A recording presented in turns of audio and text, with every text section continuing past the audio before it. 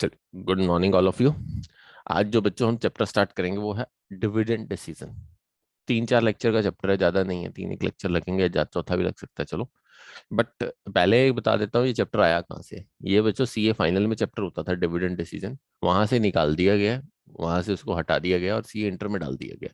Chapter ज्यादा बड़ा नहीं है, बट लॉजिकल है। बड़े प्यार से आराम से समझने की जरूरत है। लॉजिकल है क्योंकि एक्चुअली में क्या है कि चैप्टर में फॉर्मूलेज हैं। अगर खाली फॉर्मूले देखोगे तो तुम सिर्फ फॉर्मूले क्रैम कर लो और उसके बाद क्वेश्चन कर दो, हो जाएंगे, कोई प्रॉब्लम नहीं है।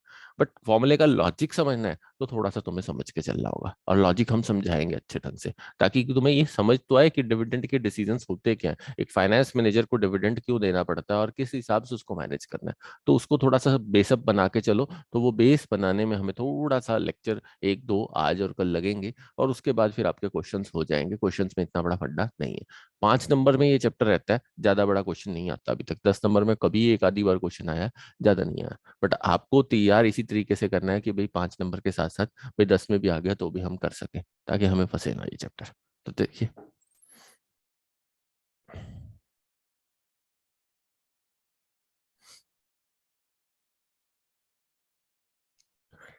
एफएम के 3 चीजें हमने यहाँ पढ़नी थी। आप सबको पता है फाइनेंशियल मैनेजमेंट की हम 3 चीजें पढ़ रहे हैं बार बार।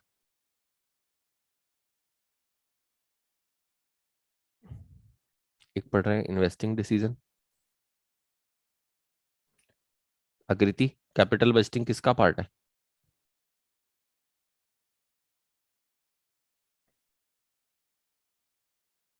आरएम किसका पार्ट है कैपिटल बजटिंग? फाइनेंसिंग, इन्वेस्टिंग और डिविडेंड। तो इन्वेस्टिंग किसका पार्ट है, कैपिटल इन्वेस्टिंग किसका पार्ट है? इसी का पार्ट है कि इन्वेस्ट कैसे करें, किस प्रोजेक्ट में लगाएं, किस प्रोजेक्ट में ना लगाएं। बोलो जी आकृति जी, यस और नो, बताओ भी। हाँ जी सर। और कॉस्ट ऑफ कैपिटल और कैपिटल स्ट्रक्चर फाइनेंसिंग का पार्ट है, कि कितने की कॉस्ट पड़ रही है और उसका कैपिटल स्ट्रक्चर कैसा रहेगा। यही पढ़े हमने, कंप्लीट हो चुका है हमारा। अब बात कहता है डिविडेंड कैसे देना है, वो डिविडेंड डिसीजन का पार्ट है। उसकी पॉलिसी बनानी पड़ेगी उस डिविडेंड डिसीजन की। आप सारा डिविडेंड नहीं दे सकते और कम भी नहीं कर सकते। तो कहता है काफी टफेस्ट डिसीजन है, किसके लिए? फाइनेंस मैनेजर के लिए बहुत टफेस्ट डिसीजन होता है फाइनेंस मैनेजर के लिए। क्योंकि इस यही डिसीजन डिसाइड करेगा कि कंपनी की ग्रोथ क्या होगी, कंपनी का लेवल क्या होगा, आने वाले टाइम में लोग कंपनी को कैसे देखेंगे। अगर सारे पैसे रिटर्न करता चला जाएगा तो भी दिक्कत है, क्योंकि कल को होना हो सकता है कि लोग ये सोचें कि यार ये कंपनी तो डिविडेंड देती ही नहीं है, और ये तो कल को हमारे पैसे देगी या नहीं देगी। तो वो सब चीजें भी मैनेज करना है, और उसकी एक्सपेक्टेशंस को भी मैनेज करना होता है। ये बड़ा क्रिटिकल डिसीजंस है। जैसे मैं आपको एक एग्जांपल देता हूँ, डिविडेंड डिसीजन का मतलब यही है कि आज जैसे आपके पापा के लिए आपका घर मैनेज करना इतना क्रिटिकल होता है ना, उसको मैनेज करने के लिए उन्हें बहुत सोचना पड़ता है। फॉर एग्जाम्पल, आरम और आरम की सिस्टर है। आरम, तेरे को अगर एमबीए के लिए पैसे दे दिए 20 लाख रुपए, तो तेरी सिस्टर को मना कर पाएंगे या नहीं? आंसर दियो भाई इस बात का। नहीं सर। नहीं। और अगर तेरे को दे दिए, नहीं दिए 20 लाख रुपए, 2 लाख दिए, और तेरी सिस्टर अगर 4 लाख मांगे, तो तुझे क्या फील होगा?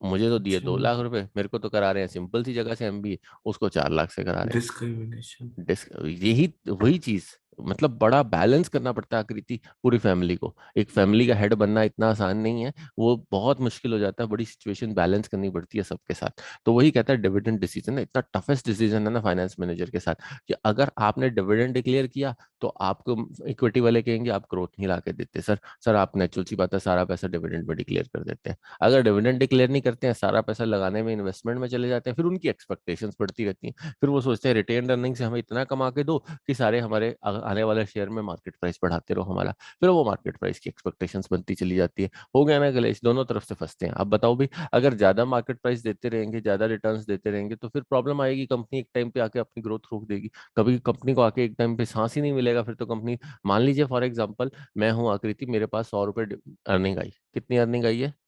100 रुपए, राइट? ठीक है आकृति, हाँ जी कितनी सर। अर्निंग आई है? 100। अब मुझे इस बात का आंसर दो, 100 रुपये मेरे पास अर्निंग आई है, मैं 100 में से मान लीजिए 100 ही रख लेता हूँ और ये कहता हूँ कि अगले साल पे 100 पे आपको 30 रुपीज कमा के दूंगा या 20 रुपीज कमा के दूंगा। बंदे को लगेगा यार 20 मेरे पास आ रहा है, चलो दे दो इनको, कंपनी को रिटेन अर्निंग्स पे जाने दो। जाने दिया, कंपनी ने रिटेन अर्निंग्स में ले लिया। अगले साल 100 के 20 कमा के दे दिया, अगले साल फिर 100 की अर्निंग और एक्स्ट्रा आई, तो मेरे को कंपनी ने कहा, उन्होंने कहा सर रख लो बट 20 और एक्स्ट्रा दे देना, 22 और एक्स्ट्रा दे देना। और हो गया ना उनको, वो कहीं ना कहीं एक्सपेक्टेशंस बढ़ गई ना आराम। फॉर एग्जाम्पल अरम, एक पर्सन ने 1 करोड़ का प्लॉट खरीदा, उसके 1.25 करोड़ का हो गया वो प्लॉट 1 साल के बाद। अब उसके मन में क्या आएगा, वो अगले बार उसको, अगर वो कभी कल को 25% रिटर्न ना कमा पाया, वो बेच पाएगा उस प्लॉट को या नहीं बेच पाएगा, पता? नहीं बेच पाएगा ना। नहीं सर। एक्सपेक्टेशंस की गेम आ गई ना, यहाँ आती है, कहते हैं ये एक्सपेक्टेशंस की गेम है। अब मैं आपको एक छोटी सी बात का आंसर देता हूँ, अरे प्रॉपर्टी डीलिंग और शेयर मार्केट में क्या फर्क है, सिर्फ इस बात का आंसर दियो। पैसा दोनों बनाने के लिए लोग पैसा लगाते हैं, रियल एस्टेट में पैसा पैसा बनाने के लिए लगाते हैं लोग, और शेयर मार्केट में पैसा बनाने के लिए लगाते हैं लोग पैसा। बट रियल एस्टेट कमा नहीं पाती ज्यादा तक जितना शेयर मार्केट कमा जाती है रिटर्न्स के तौर पे। और दूसरा, शेयर मार्केट में लोग बैलेंस करवा लेते हैं लोगों के फंड्स को, बट रियल एस्टेट नहीं करवा पाती। क्यों नहीं करवा पाती, मुझे इस बात का आंसर दोगे? क्योंकि उन्हें मैनेज नहीं करना आता ना, कोई ऑर्गेनाइज सेक्टर नहीं है। समझ रहे हो मेरी बात को? किसी की एक्सपेक्टेशंस तो बहुत बढ़ जाती हैं, किसी की गिर जाती हैं। यस और नो? तो वो बैलेंस नहीं हो पाती, जबकि शेयर मार्केट उसको बैलेंस करती है। शेयर मार्केट में फंड मैनेजर लगे हैं, वो उसको बैलेंस करके चलते हैं।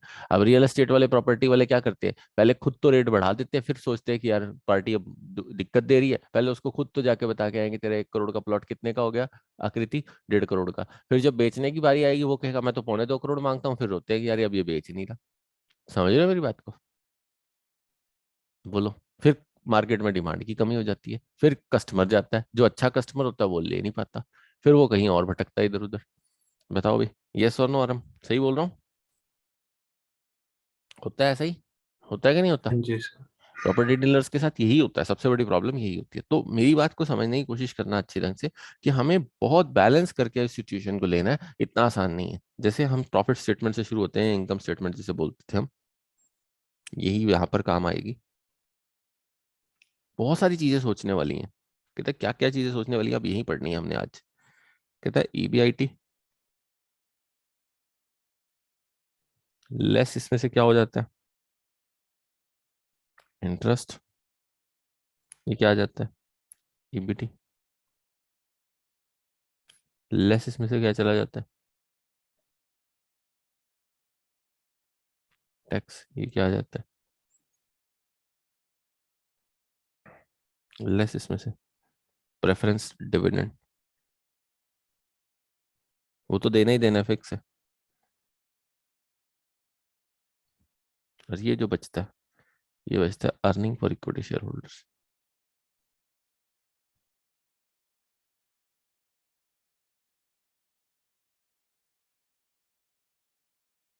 अब इसके दो पार्ट होते हैं, एक होता है dividend to equity share holders,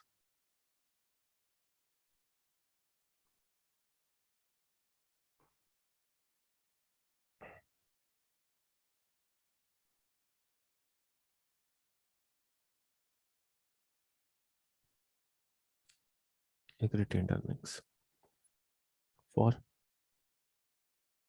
future growth. अब या तो सारा बांट दो, या फिर फ्यूचर ग्रोथ के लिए रख लो।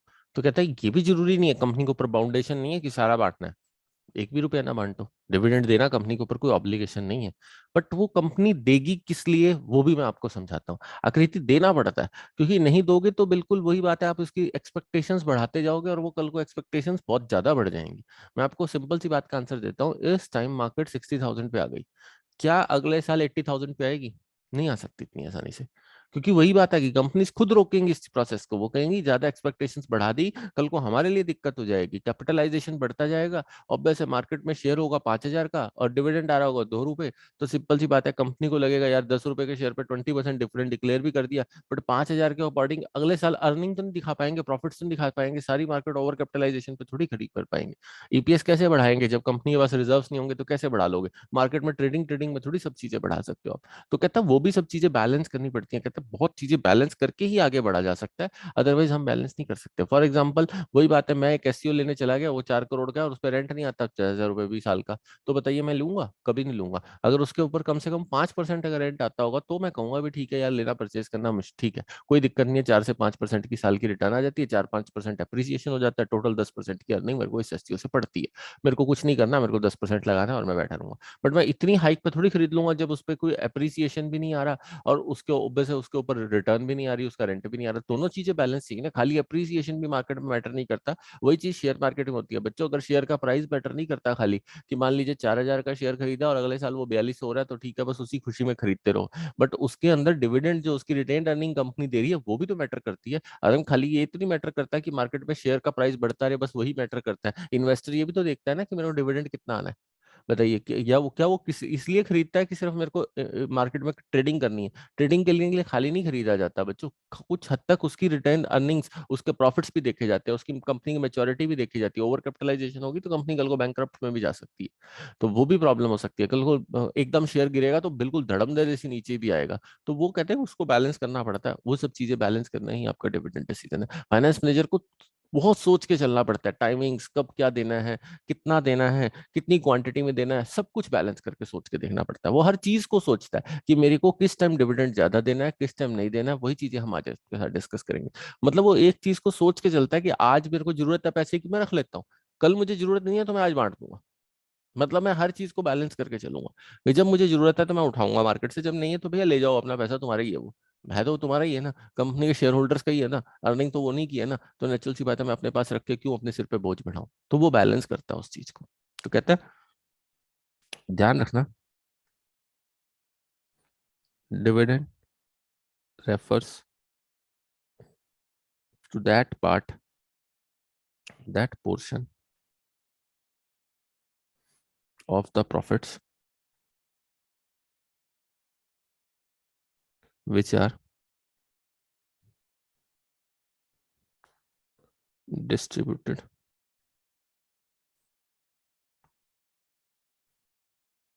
among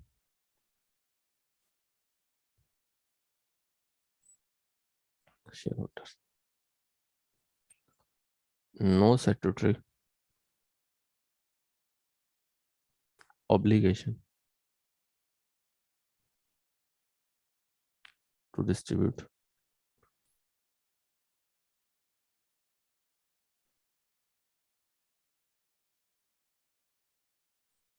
dividend. What to study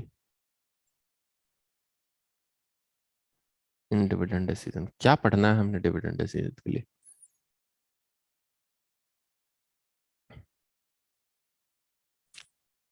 तो कहता है अब 3 चीजें हमने पढ़नी होती हैं डिविडेंड डिसीजन के लिए।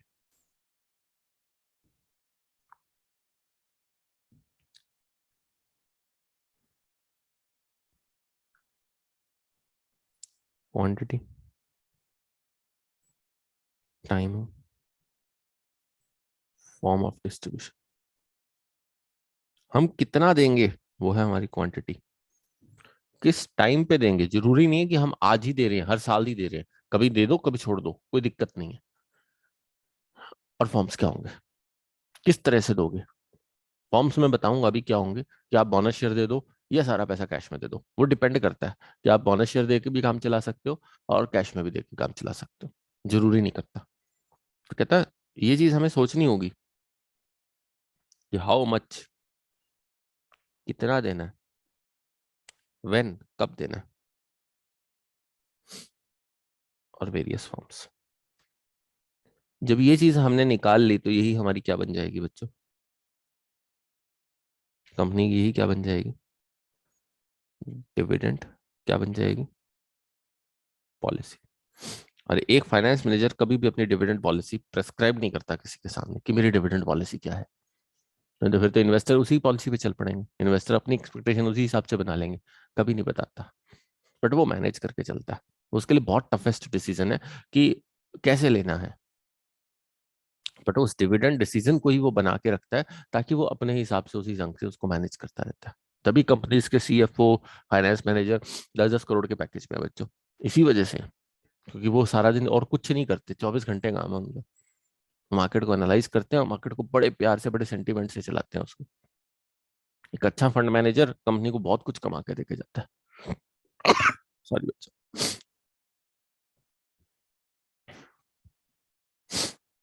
तो कहते हैं, देखते हैं हम कैसे कैसे डिसीजंस वो लेता होगा, कैसे कैसे वो सोचता होगा। कहते हैं dividend decision is the toughest decision,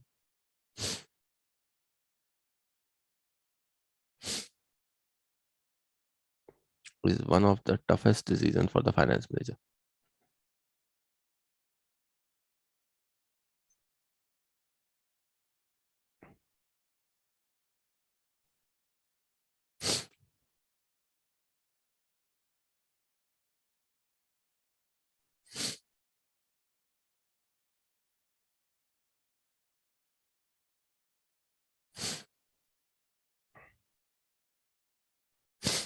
giving away dividend is not always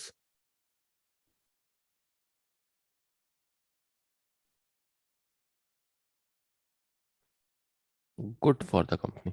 जरूरी नहीं है कि डिविडेंड देना ही कंपनी के लिए गुड होता है। हमेशा डिविडेंड, आज मेरे को पैसे की जरूरत है, मेरे को रिटेन अर्निंग्स की जरूरत है, मैं उस पैसे को यूज करके प्रोजेक्ट इन्वेस्ट कर सकता हूँ, तो ना दो। बट अगर जरूरत नहीं है तो पैसा क्यों रखते हो भैया? अगले साल उसकी रिटेन अर्निंग देनी मुश्किल हो जाएगी। अगले साल उसकी रिटेन अर्निंग्स क्या होनी जाएगी, देनी मुश्किल हो जाएगी। यही तो सोच हो जाती है कंपनी को कि कई बार रिटर्न्स, अब कोविड में मुझे इस बात का आंसर देना सबसे ज्यादा, कंपनी से डिविडेंड ज्यादा बांटा होगा या कम बांटा होगा? मैं आपसे क्वेश्चन पूछ रहा हूँ। बोल भैया। ज्यादा बांटा होगा कम? बोलो। ज्यादा। हाँ, क्यों? इन्वेस्ट करने को था तो था नहीं। हाँ, नहीं, उन्होंने सोचा पैसा मार दो, वही शेयर मार्केट में वापस लौट आया। यस और नो? वही कंपनीज का पैसा मार्केट में खुद वापस लौट आया, मार्केट कैपिटलाइजेशन बढ़ गई। पर वो भी समझदार थे, उन्होंने बांट दिया। उन्होंने कहा खुद नहीं रखता, रिटेन अर्निंग है ही नहीं, कहते कहाँ लेके जाएंगे, किस प्रोजेक्ट में लगाएंगे? तो इससे अच्छा किसको दे दो, इन्हीं को दे दो, अपने आप निपटेंगे, इन्हीं का पैसा है। बट अभी अगर फ्यूचर में मार्केट में, खुद सोच के देखो आकृति, मान लीजिए फॉर एग्जाम्पल मार्केट में 30% की रिटर्न आनी शुरू हो जाए उनके प्रोजेक्ट से, मान लो नेट प्रॉफिट मार्जिन उनका 30% आ जाए, आप बता बांटेंगे या पैसा जोड़ेंगे? बताओ भी बच्चों। तो कहेंगे उठाओ मार्केट से, क्योंकि और प्रोजेक्ट में लगाते हैं, बड़े बड़े प्रोजेक्ट्स इकट्ठे करते हैं। बताओ भाई। हाँ जी, परम जी, ऐसे ही होगा, आकृति जी ऐसे ही होगा। आकृति, कंस्ट्रक्शन कंपनीज, मुझे एक बात का आंसर दे। जब कंस्ट्रक्शन के रेट्स बहुत हाई चल रहे थे, हाई यहाँ भी, जैसे सीमेंट बहुत महंगा था पीछे, रेता बहुत महंगा था, क्या कंस्ट्रक्शन कर रही होंगी या पैसा बांट रही होंगी? कहती होंगी पैसा ले जाओ उठा के अपना, हाँ साल 2 साल बाद जरूरत पड़ेगी सारे ले लेंगे तुमसे, कम से कम रिटर्न तो बचाएंगे, कम से कम 1 साल का रिटर्न तो नहीं टेंशन आएगी, डिविडेंड दे दो ज्यादा से ज्यादा।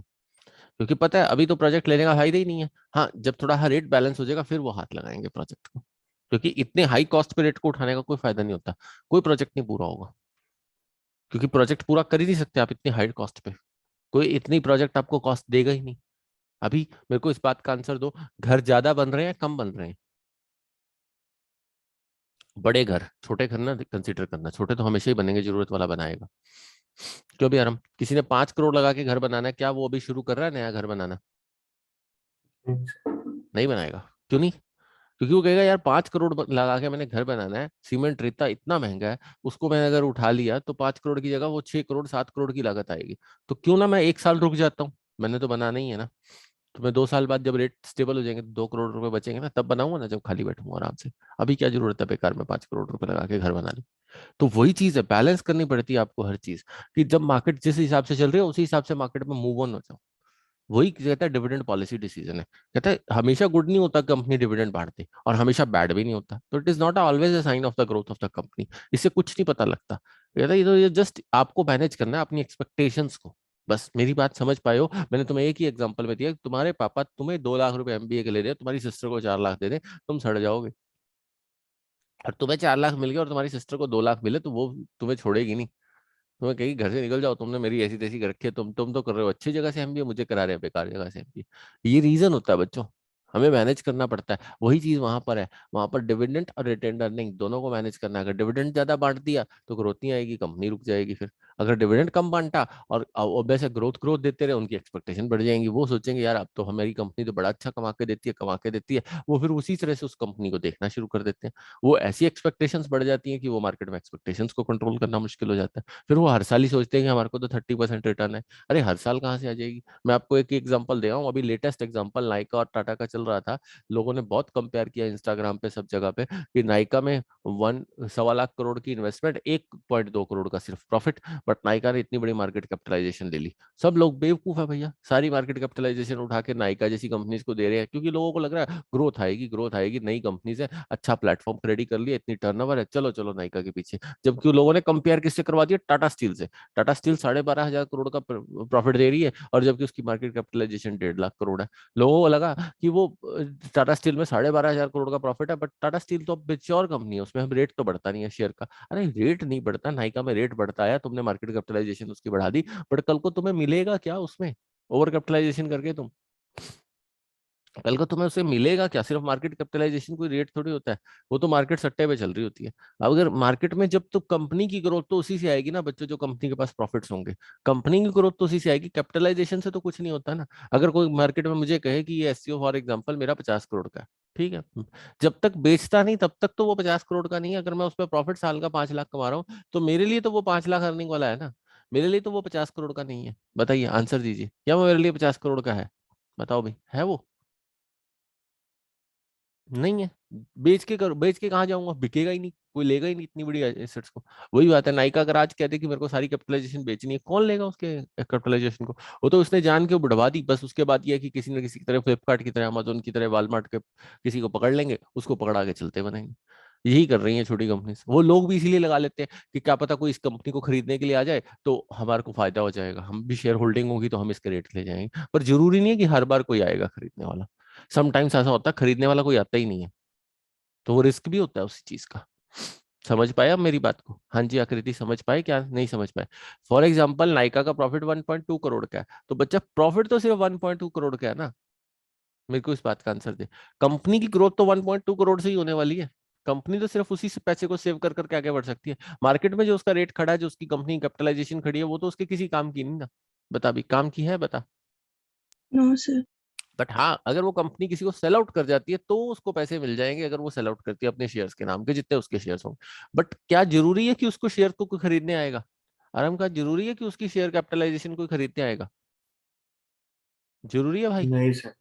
यही चीज है। कहता है यही आके डिविडेंड डिसीजन सबसे मैटर करते हैं, यही आके एक अच्छे फाइनेंस मैनेजर को जज किया जाता है। कहते हैं ये बहुत मैटर करता है कि लोग समझ कितना पा रहे हैं। अब कई लोग समझते ही नहीं उस चीज को, वो पीछे पीछे भागते हैं मार्केट कैपिटलाइजेशन का। आजकल स्टार्टअप्स का ट्रेंड चल रहा है, लोग स्टार्टअप्स के पीछे पीछे भाग रहे हैं। तो कहते हैं जरूरी नहीं होता मार्केट स्टार्टअप्स के पीछे पीछे भागना ही बहुत अच्छी चीज होती है, समटाइम मार्केट में गिरा भी बहुत कुछ जाते हैं ये लोग। तो ये चीजें मैटर करती हैं मार्केट को। और ये नहीं है कि ग्रोथ का डाउनफॉल पहले से दिखना शुरू हो जाता है बच्चों, पहले से दिखना शुरू हो जाता है। ये इसी वजह से स्टार्टअप्स का ट्रेंड पिछले 4-5 साल से चल रहा है, और ये स्टार्टअप्स का ट्रेंड ही मरवाएगा, देख लेना कभी ना कभी। ये डाउनफॉल का ट्रेंड भी यही बनवाएगा, क्योंकि लोग कैपिटलाइजेशन इतनी बढ़ा देते हैं कि इतनी तो कंपनी की प्रॉफिट्स नहीं होते जितने उसकी कैपिटलाइजेशन बढ़ा देते हैं, कई गुना बढ़ा के रख देते हैं। तो ये भी बहुत मैटर करता है। तो कहते हैं ये सब चीजें मैटर करती हैं हमारे पास शेयर्स देने से पहले। तो कहता है अब सबसे पहला डिसीजन था हमारा क्वांटिटी।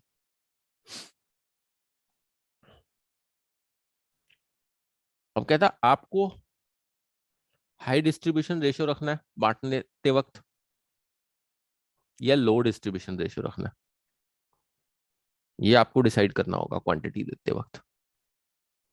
या तो हाई डिविडेंड बांटना है, मतलब आपने जितनी प्रॉफिट्स उसका 80%, 90%, या 10-20% बांट दो, बाकी रिटेंशन रख लो।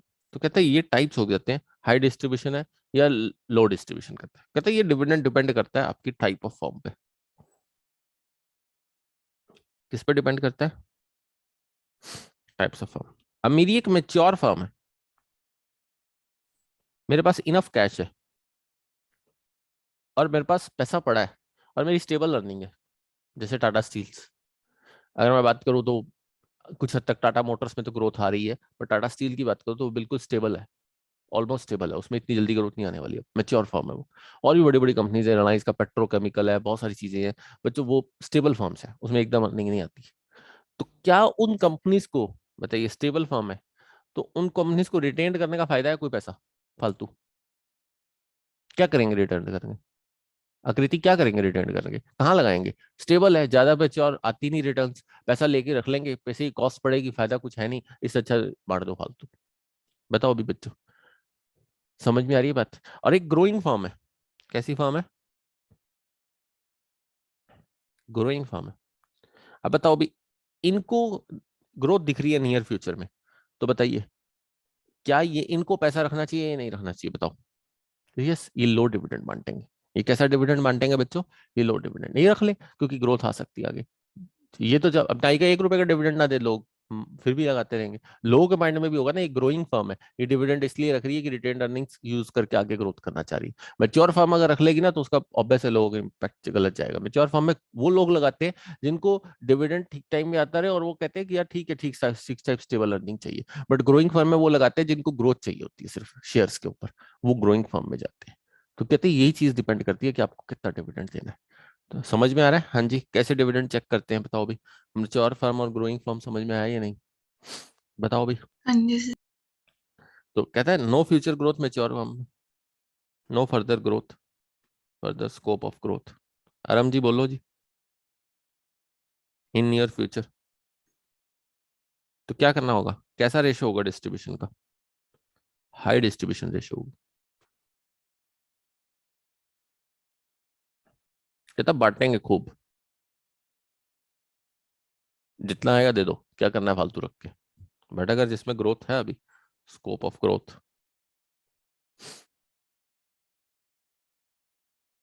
इन नियर फ्यूचर,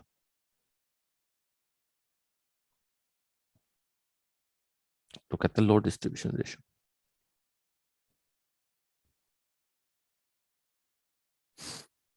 अब आकृति मुझे आंसर देना, एक मैच्योर्ड फर्म है,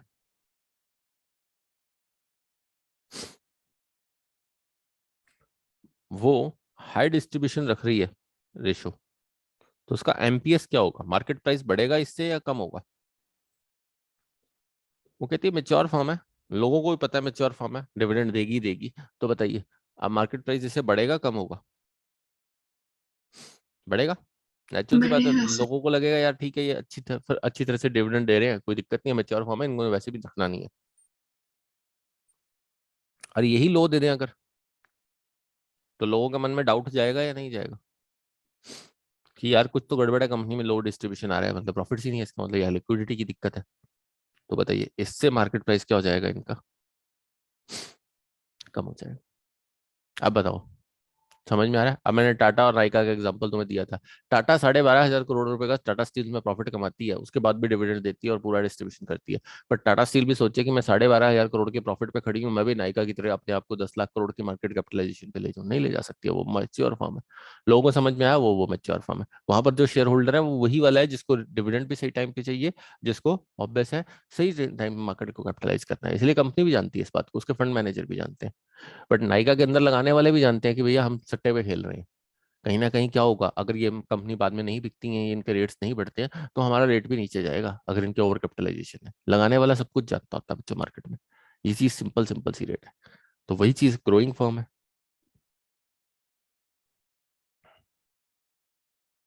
ग्रोइंग फर्म बच्चों हाई डिस्ट्रीब्यूशन कर दे तो कंपनी लोग क्या सोचेंगे? मार्केट प्राइस गिरा देंगे, भैया तो जोड़ना ही नहीं चाहते, इसलिए मतलब इनकी तो कंपनी में कुछ गड़बड़ है, सारे पैसे बांट रहे हैं, ये तो पता नहीं किस नीयत से आए हैं। और अगर लो डिस्ट्रीब्यूशन करेंगे तो लोगों को लगेगा रिटेन कर रहे हैं, भाई अभी तो जरूरत है इन्हें पैसे की, क्योंकि कंपनी में फ्यूचर्स बढ़ रहे हैं, तो इसलिए इनका मार्केट प्राइस क्या हो जाएगा? इससे बढ़ जाएगा। तो आप समझ में आ रहा है भाई, क्वांटिटी में मैटर करती है बच्चों, कि आपको कितना डिविडेंड बांटना है, हाई बांटना है लो बांटना है, आपकी फर्म मैच्योर है ग्रोथ है, वो आपको डिपेंड करेगा। आप देखिए अपने आप को किस लेवल पे आप खड़े हैं। अगर आपकी फर्म मैच्योर्ड है तो आप उसी हिसाब से चलिए, अगर आपकी फर्म ग्रोइंग है तो आप उसी हिसाब से चलिए, मार्केट में चलना तो उसी के हिसाब से पड़ेगा।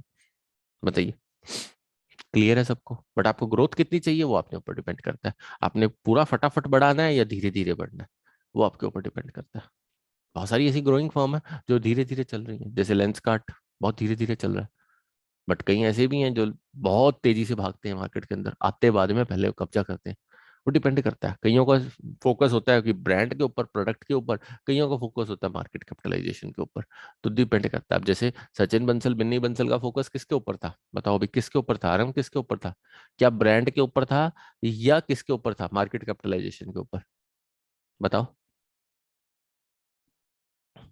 बोलो, आरम जी किसके ऊपर था, ब्रांड के ऊपर था या मार्केट कैपिटलाइजेशन के ऊपर, आकृति किसके ऊपर था, सचिन बंसल बिन्नी बंसल ने वॉलमार्ट को बेच दी फ्लिपकार्ट, तो ब्रांड पे होता तो क्या वो ब्रांड अपना कभी बेचते, बताओ, नो सर। नहीं बेचते। वो हमेशा फ्लिपकार्ट को जिंदा रखते अपने नाम में, अपने नाम से जिंदा रखते, वो कभी कोशिश ना करते कि बेचना है, बट वो वहां पर उनकी फीलिंग कुछ और थी कि भैया पैसा कमाना है। तो सीधी सी बात है, वॉलमार्ट को दिया और निकल लिए। वो तो कैपिटलाइजेशन के ऊपर चल रहे थे, इसीलिए वो लॉसेस में भी उसको चलाए जा रहे थे, चलाए जा रहे थे। वो एक ट्रेंड है, मार्केट के अलग अलग ट्रेंड्स है, हर मार्केट में हर एक पर्सन की सोच अलग अलग। हाँ जी, आरम जी क्लियर है। अरम, शहर के अंदर कितने ऐसे शॉपकीपर होंगे जो अपनी दुकान को कभी नहीं बेचेंगे, चाहे उनको जाके तू 100 करोड़ रख दे उनके सामने। बहुत सारे। बहुत सारे ना, क्यों, बता, क्यों नहीं होंगे। अगर उनकी शॉप की कीमत 5 करोड़ भी होगी, 2 करोड़ भी होगी, अगर 100 करोड़ किसी ने रख दिए तो भी नहीं बेचेंगे, क्यों, कहेंगे भैया यहाँ से हम नाम से जिंदा है, लोग हमारे को इस नाम से 70 साल से, 100 साल से, 200 साल से जानते हैं। यस और नो, बताइए, इसको थोड़ी बेच के चले जाएंगे, यहाँ तो लोग हमें जानते ही इस नाम से हैं। हम अगर इसको बेच के चले गए तो हमारी तो पुश्तें बैठी हैं, फोर्थ जनरेशन हमारी इस शॉप पे बैठी है। फर्क पड़ता है कि नहीं पड़ता है बच्चों, यस पड़ता है। वो डिपेंड करता है, किसी किसी को ब्रांड से प्यार होता है, कहते हैं 100 करोड़ तो फिर आ जाएंगे, आने तो है ही। अगर आज तुम 100 करोड़ देके जा रहे हो तो ये थोड़ी है कि कल को मार्केट उसकी कैपिटलाइजेशन नहीं होगी, आज तुम फालतू दे दोगे कल तो नहीं होंगे। बात तो वही आनी है, कहानी तो वही घूमनी है, इसलिए वो कभी नहीं बेचेंगे। तो ये डिपेंड बहुत जगह करता है आके बच्चों। उसके बाद आता है टाइमिंग। बताओ बच्चों, टाइमिंग भी मैटर करती है। अगर आकृति हम प्लानिंग एक्सपेंशन में है, अभी हमारी प्लान कर रहे हैं, हम एक्सपेंशन करने की सोच रहे हैं अपने प्रोडक्ट की, कोई नया प्रोडक्ट ला रहे हैं, तो ऑब्वियस अब हाई देना चाहिए या लो देना चाहिए, we are planning for expansion, चाहे मैच्योर है चाहे ग्रोथ है, वो तो आपके ऊपर ही है, कोई सी फर्म हो सकती है प्लानिंग एक्सपेंशन कर सकती है। बताइए, हाई देना चाहिए या लो देना चाहिए, लो देना चाहिए ना, लो देना चाहिए। क्योंकि हाई को तो काट दो फिर, ऑब्वियस है बच्चों। तो ये डिपेंड करता है, कहता है टाइमिंग भी देखनी पड़ती है कि आपको मार्केट की टाइमिंग कैसी है। मैंने आपको कोविड का एग्जांपल दे दिया, टाइमिंग ही नहीं थी उस टाइम पे कि अच्छा खासा कंपनी ने सोचा बांटो डिविडेंड यार, परेशानी से बचेंगे इससे, अच्छा रिटेन अर्निंग करके इस साल तो कोई फायदा ही नहीं। उन्होंने रिटेन अर्निंग करी नहीं, क्योंकि उनको पता था कि रिटेन अर्निंग करके तो दिक्कत आएगी, डिविडेंड दे दिया ताकि मार्केट में लोग अपने आप इन्वेस्ट करते रहे दोबारा। हल्का भी मार्केट बढ़ गई, क्योंकि कंपनी से रिटर्न नहीं किया तो मार्केट बढ़ गई, सीधी सीधी सी बात है, पैसा तो घूमना ही था ना कहीं तो, वो मार्केट में कैपिटलाइजेशन बढ़ गया। तो ये तो फैक्ट होता है, ये तो थोड़ा सा ये भी कारण है कि मार्केट बढ़ने का ये कारण भी है एक सबसे बड़ा। दूसरा, कॉर्पोरेट्स के पास पैसा पड़ा था बहुत ज्यादा, और प्रोजेक्ट्स में पैसा लगा नहीं, लिक्विडिटी खत्म करनी पड़ गई, लिक्विडिटी का फ्लो खत्म करना पड़ गया, वो पैसा भी घूम गया सारा मार्केट के अंदर। काफी चीजें हुई, कोई ये नहीं है कि काफी चीजें नहीं हुई, बहुत चीजें हुई मार्केट के अंदर जिसने बहुत कुछ मार्केट के अंदर हिलाया।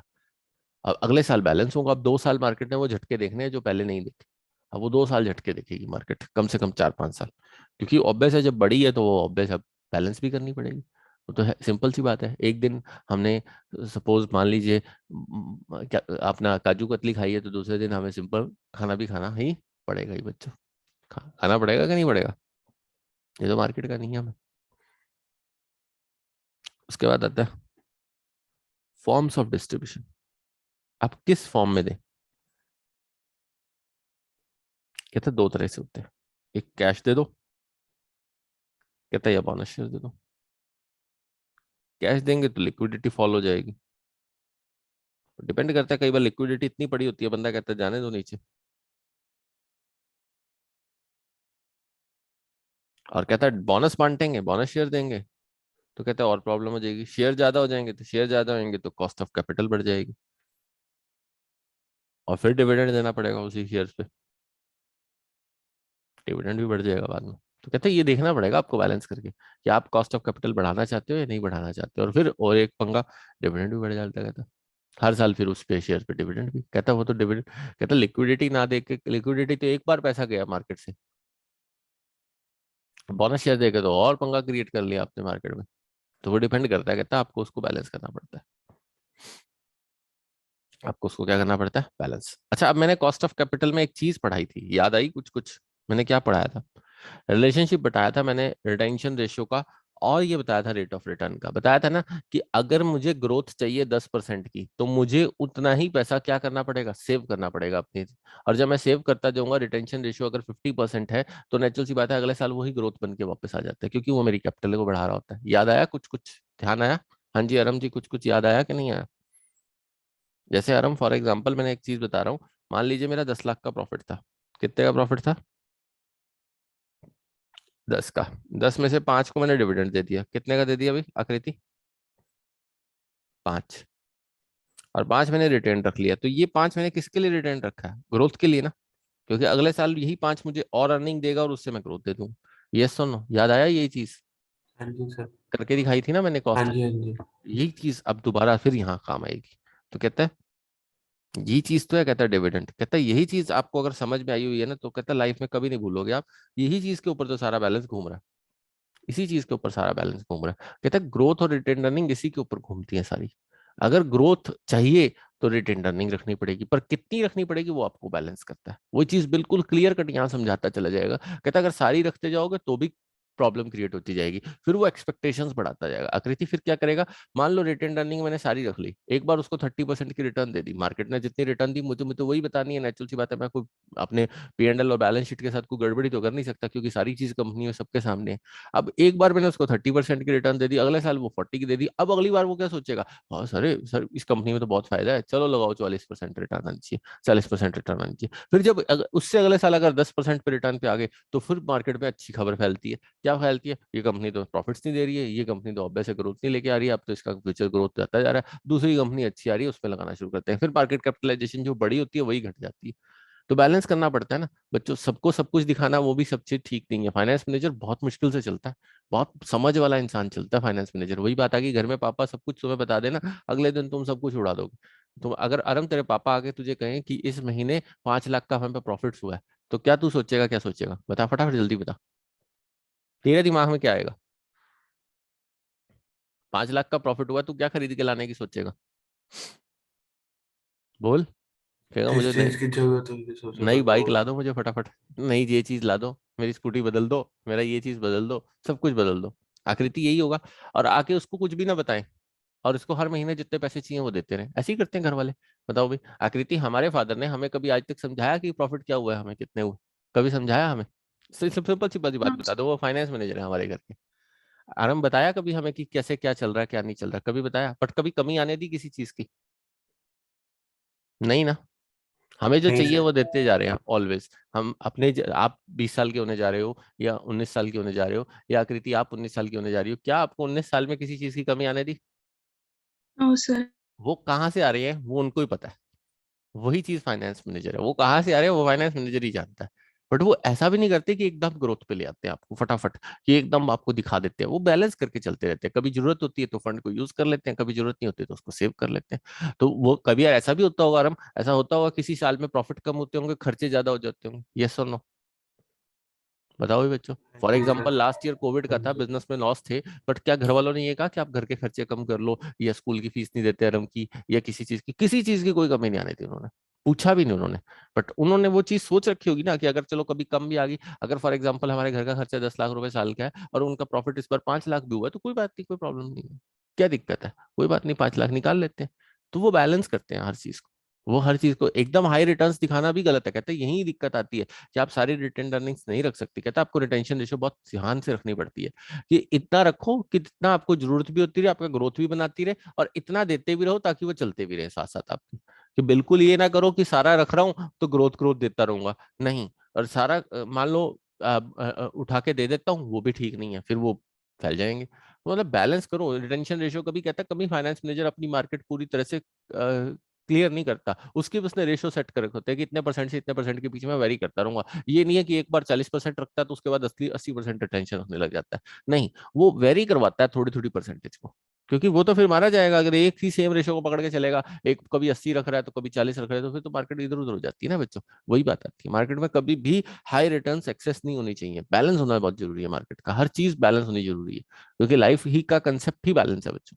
और कोई कंसेप्ट ही नहीं। तो कहता है रिटेंशन रेशियो का एक रेशियो है, वही मैंने आपको एग्जांपल दिया, आपके पापा मम्मी आपको एक ही साल में आके कह देंगे हमारे घर का प्रॉफिट 10 लाख है भैया हर महीने का, तो अगले दिन आप तुम फैल जाओगे। और अगर वो कह दे आके कुछ भी नहीं है तो भी गड़बड़ है, तो भी तुम फेडअप हो जाओगे। आकृति हो सकता है फेडअप हो जाए हम, या नहीं हो जाएंगे। हमें तो लगेगा हमारे पास कुछ है ही नहीं तो हम कैसे ग्रोथ करेंगे। ये डिपेंड नहीं करता है, मार्केट में सब चीजें हैं बैलेंस करनी। कई अरम ऐसा होता होगा ना, कई बार आप किसी ऐसे रिलेशन वाले के बंदे के घर जाते हो वहां 200 करोड़ 500 करोड़ वाले बंदा हो, और जिसके आपकी फैमिली में रिलेशन वाला हो, और उसके घर आप जाते हो या 100 करोड़ या 50 करोड़ वाला भी, तो भी आपके पापा उसको उसी ढंग से मेंटेन करवाते होंगे ताकि आपकी इज्जत भी बनी रहे। यस और नो, बताओ भाई। हाँ जी सर। आपकी मम्मा की भी आपकी भी अपनी भी, वो कभी उनके सामने ये चीज बात नहीं करते होंगे कि मेरा बिजनेस फेल चल रहा है, क्योंकि ऐसे बंदे के सामने बात करने का फायदा ही नहीं है, या मेरा बिजनेस कमजोर है, कभी नहीं करेंगे वो इस बंदे के साथ। क्यों नहीं करेंगे आकृति? क्योंकि उसके सामने बात करेंगे वो तो एक गल है, कमाल है आपको कमाना ही नहीं आता, मैं देखो कितने कमा रहा हूँ। क्योंकि वो अपने हिसाब से अपनी फंड्स को देख रहा है ना, क्योंकि उसके पास 50 करोड़ है तो अपने हिसाब से उसी की सोच आएगी ना। यस और नो आकृति, समझ रहे हो मेरी बात को? उससे उतनी ही बात करनी चाहिए जितने उसके पास पैसे हैं। मैं सही बोल रहा हूँ कि नहीं? हाँ जी सर। और अगर एक अपने जैसा बंदा है जो बिल्कुल हमारे जैसे रिलेशन में है, मान लो हमारी बुआ है या हमारा चाचा है या कोई भी ऐसे है जो बिल्कुल हमारे जैसे हैं, तो उनसे अपने दिल की बात कर लेते होंगे या नहीं कर लेते होंगे कभी? यस कर लेते होंगे, बता भी देते होंगे यार इस बार ये हुआ था, ये पंगा लिया था यार, इसमें लॉस हो गया या इसमें प्रॉफिट हो गया, ये चीज हुई, वो बता देते होंगे उनको। बट ऐसे बंदे से कभी नहीं बात करते होंगे जो हमसे 100 गुना ऊपर है, 10 गुना ऊपर है, 20 गुना, वो कहते हैं यार इसके साथ फालतू दिमाग खराब करने का कोई फायदा ही नहीं। ये बैलेंस होती है हर चीज। आपको हर चीज को क्या करना पड़ता है, बैलेंस। आप अपने फादर से इस चीजों में बहुत कुछ सीख सकते हैं, वो फाइनेंस मैनेजर है, आपको समझ में आ जाएगा कि डिविडेंड भी इसी तरीके से दिया जाता है। वो भी बहुत सोच के चलता है, रिटेंशन रेशियो को बहुत तरीके से रख के चलता है। तो कहता है relationship between growth and retain earning. कहता है इसका बहुत दोहरा रिश्ता है।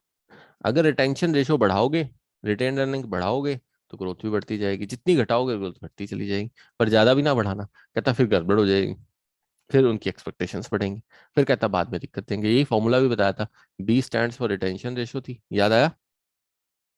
थी ना? जी स्टैंड्स फॉर ग्रोथ, जितना रिटेंशन करते थे उतनी ग्रोथ आ जाती थी। किसका? Rate of return. याद आ गया? Rate of return on return earnings, ध्यान आया कुछ कुछ? हाँ जी सर। तो यही वही चीज है। कहता आपने 50% रिटेंशन रेशियो रखी है, तो ठीक है, 50% का जितना रिटर्न आता है उतनी आपकी रेशियो बढ़ जाएगी, सीधा सीधा रेट ऑफ रिटर्न। मान लो आपको 20% कमाई है, 50% का 20% निकाल लो, आपका 10% ग्रोथ आ जाएगी सीधी सीधी कंपनी की। तो सीधा सीधा 50% का 20% कर लो, सीधा सीधा। अगर आपको 15% रिटर्न आती है तो 7.5% ग्रोथ आ जाएगी, क्योंकि आपने रिटेंशन रेशियो अगर 50 रखी है, 40 रखी है, तो उसी हिसाब से बताया था ना आराम ग्रोथ कैसे बनती है। याद आ गया कुछ कुछ अब? हाँ जी। कहता डिविडेंड बहुत बड़ा क्रिटिकल डिसीजन है, इतना आसान डिसीजन नहीं है। आगे अब थ्योरी स्टार्ट करते हैं इसकी। आ जाओ बच्चों, एक चीज दिखाता हूँ आईसीआई में दी हुई थी, पढ़ो। ये क्वेश्चन दिया हुआ आईसीआई। क्वेश्चन क्या, बस हेडिंग दिया हुआ है। कहता है ये रोल है आपका, देखो। कहता है सपोज टू कंपनीज है, ए लिमिटेड टू लिमिटेड, 50 लाख है उसके पास। कहता है अर्निंग करनी है 20%, तो 10 लाख की पहले वाले की अर्निंग है, 10 लाख की दूसरे वाले की अर्निंग है। बहुत सेम कैपिटल स्ट्रक्चर है। कहता है एक ने सारा ही बांट दिया, एक ने 50% रख लिया। तो सारा बांट दिया तो उसकी 50 लाख की कैपिटल रहेगी, जिसने 50% रख लिया तो अगले साल कैपिटल कितनी होगी उसकी, रिटेन अर्निंग के साथ 50%, क्योंकि जो रिटेन अर्निंग रखी वो कैपिटल बन गई, एक तरफ से रिजर्व्स रख लिए। बताइए, अब 20% अर्निंग आती है तो 55 लाख का 20% कितना आएगा, 11 लाख, उसका वही 10 लाख रहेगा। तो कहते हैं ये डिपेंड करता है। अब देखो इसने रिटेंशन रेशियो कितनी रखी थी, मैंने डिविडेंड कितना दिया था, 10 का 5, कितनी रखी थी बच्चों? कितना रखा था? 50%। 20% मेरी अर्निंग थी, रेट ऑफ रिटर्न, आर कितना था 20, रिटेंशन रेशियो 50% थी, कितने परसेंट ग्रोथ आ गई?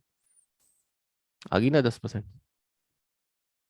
आ गई कि नहीं आ गई? देखो 55 का ऑब्वियस है, 10 लाख का 10% करके देखो 11 लाख आ रहा है कि नहीं आ रहा? हाँ जी हाँ बच्चों। जी सर। बस ये तो सीधा सीधा सा है। कहता है आप जितने परसेंट रखोगे, आपने 30% रखने का रेशियो रखा हुआ है, 30 40 50% से ऊपर कंपनी कोई नहीं रखना चाहती। अगले कहते हैं भैया ज्यादा रख के भी दिक्कत है, एक्सपेक्टेशंस बढ़ती हैं भैया। एक्सपेक्टेशंस बढ़ा के कहता है बहुत बड़ी नुकसान होता है। कहता है अगर ज्यादा बढ़ा दोगे, अब वो सोचेगा ना बच्चों, अब इस कंपनी में लोग क्या सोचेंगे, अब ये सोचेंगे, इस कंपनी के लोग क्या सोचेंगे कि भाई 11 लाख की अर्निंग इस बार कंपनी को आई है, तो ऑब्वियस आप कंपनी सारे फिर रख ले, फिर अगले साल 12 लाख की दे, फिर 15 लाख की दे। अरे भैया, ज्यादा भी एक्सपेक्टेशन नहीं बढ़ानी पड़ती, क्योंकि एक लेवल तक आप उस मार्केट को कैप्चर कर सकते हो जिस प्रोडक्ट लाइन में आप होते हो। एकदम ये नहीं है कि सारी कैप्चर किया जा सकता है। फॉर एग्जाम्पल इतना पैसा आ जाए, इतना पैसा आ जाए कंपनी के पास, फॉर एग्जाम्पल नेस्ले है कि कॉफी बनाती है, ये थोड़ी है कि दुनिया को ये कर देगी कॉफी खरीदने के लिए कि मजबूरी कर देगी, ऐसा नहीं हो सकता। ओवर कैपिटलाइजेशन भी मार जाती है बच्चे। हमें उतना रखना है ताकि लोगों को पसंद आती रहे कॉफी, और हमारी कॉफी बिकती रहे, और लोगों को डिविडेंड भी मिलता रहे। दोनों तरफ से बात होती रहे, और रिटेन अर्निंग भी चलती रहे, फ्यूचर ग्रोथ भी आती रहे। हाँ भी, जितनी डिमांड बढ़ रही है उतना पैसा हमारे पास आ रहा है। ये भी नहीं किया जाता कि उठा के दबा के, और क्योंकि एक्सपेंशन चाहिए, कोई नया प्रोडक्ट लाइन जोड़ना है तो वो जोड़ लो बस। ये नहीं है कि अदरवाइज तो कंपनी में फिर दिक्कत आ जाएगी, कहते हैं फिर तो प्रॉब्लम आ जाएगी, सारा पैसा जेब करके जाओगे कहाँ। अरे भाई, जाने के लिए भी तो कुछ चाहिए ना, जगह भी तो चाहिए। फिर क्रिप्टो करेंसियों में खेलोगे, फिर फंसोगे कहीं ना कहीं। यस और नो? हाँ जी, समझ में आ रहा है बच्चों? वो तो कहेंगे ग्रोथ आती रहे, वो तो उनको तो खुशी मिलेगी। जितना पैसा कंपनी रखेगी, उठा उठा के लोग पता नहीं कहीं कहीं से पैसे ले आएंगे, क्योंकि उनका वो भी तो कर्जे पे ला सकते हैं ना बच्चों। हमें ये भी तो देखना होता है ना कि हमारा जो इन्वेस्टर है वो कर्जे पे पैसा ना उठा के ले आए ज्यादा। अगर अरम वो कर्जे पे पैसा उठा के ले आएगा, वो हमारे ही घर का बच्चा है, तो नेचुरल सी बात है, नुकसान करेगा या नहीं करेगा? बताओ भाई। नुकसान हाँ जी करेगा, सर। क्योंकि फिर जिस दिन भागेगा उस दिन वो आप भी डूबेगा, तुम्हारे शेयर को भी डूबेगा साथ में। तो बड़ा बैलेंस करना पड़ता है बच्चों, कहता है बहुत बैलेंस करना पड़ता है। कहता है ये इन्वेस्टर तभी बैलेंस होगा, आप उसकी रिटर्न्स को बैलेंस करते रहो। आपको मार्केट में दोनों तरह का इन्वेस्टर मिलेगा, एक जो रातों रात पैसा कमाना चाहता है, एक जो कहेगा भैया मेरे को फालतू पैसा नहीं चाहिए, मेरे घर में लक्ष्मी उतनी आए जितनी जिसकी मैं कदर कर सकूं, मुझे एक्सेस पैसा नहीं चाहिए। मैं तुम्हें सिंपल सी बात का आंसर देता हूँ। बहुत पुराने बुजुर्ग हैं, वो कहते हैं लक्ष्मी उतनी होनी चाहिए जो हम संभाल सकें, और जिसकी हम कदर कर सके, जो हमें वैभव भी दे, और जो हमारे खर्चे भी पूरे कर सके। बट ये ना हो कि इतनी दे दे परमात्मा कि वो उसका नुकसान ही हो जाए, उसका फायदा होने की बजाय उसके नुकसान बढ़ जाए।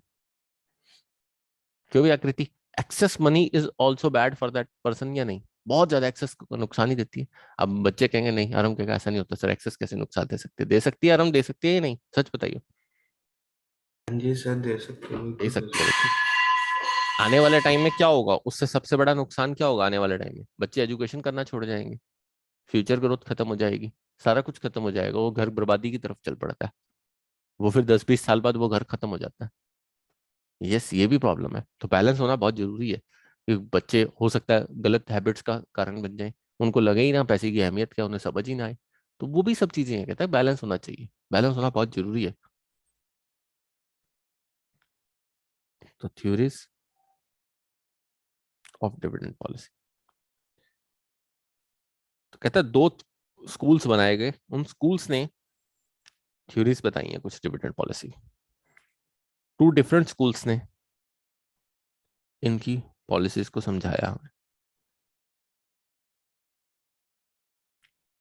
स्कूल ऑफ थॉट्स थे। एक था इररिलेवेंस स्कूल ऑफ थॉट,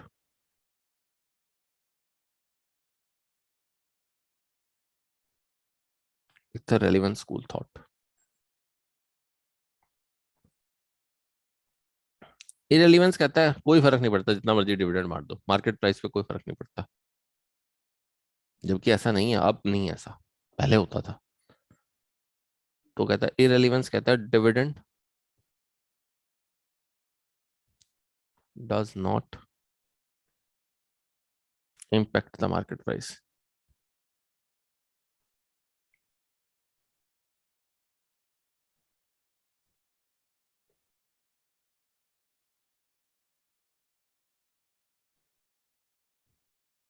रेलिवेंस कहता है डिविडेंड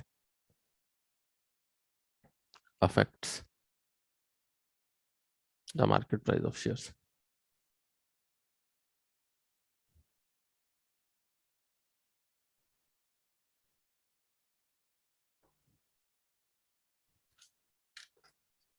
कहता है ये इम्पैक्ट करता है। तो अलग अलग अप्रोचेस थी सबकी, कुछ कहते हैं कि फर्क नहीं पड़ता, जितना मर्जी बांट दो, मार्केट में डेप्ट है, कुछ है फालतू है, बहुत कुछ है। कुछ कहते हैं नहीं भाई, बहुत कुछ बैलेंस करना पड़ता है। डिपेंड करता है सबकी सोच को। तो ये जिसने दिया था वो था मोदी गिलानी। नाम याद है भाई? मोदी गिलानी मिलर अप्रोच, पढ़ के आए हो? नाम सुना है? क्या तो यहाँ भी आ गया सर ये? यस, यहाँ भी आ गया। ये दिया था वॉल्टर ने, वॉल्टर्स मॉडल था।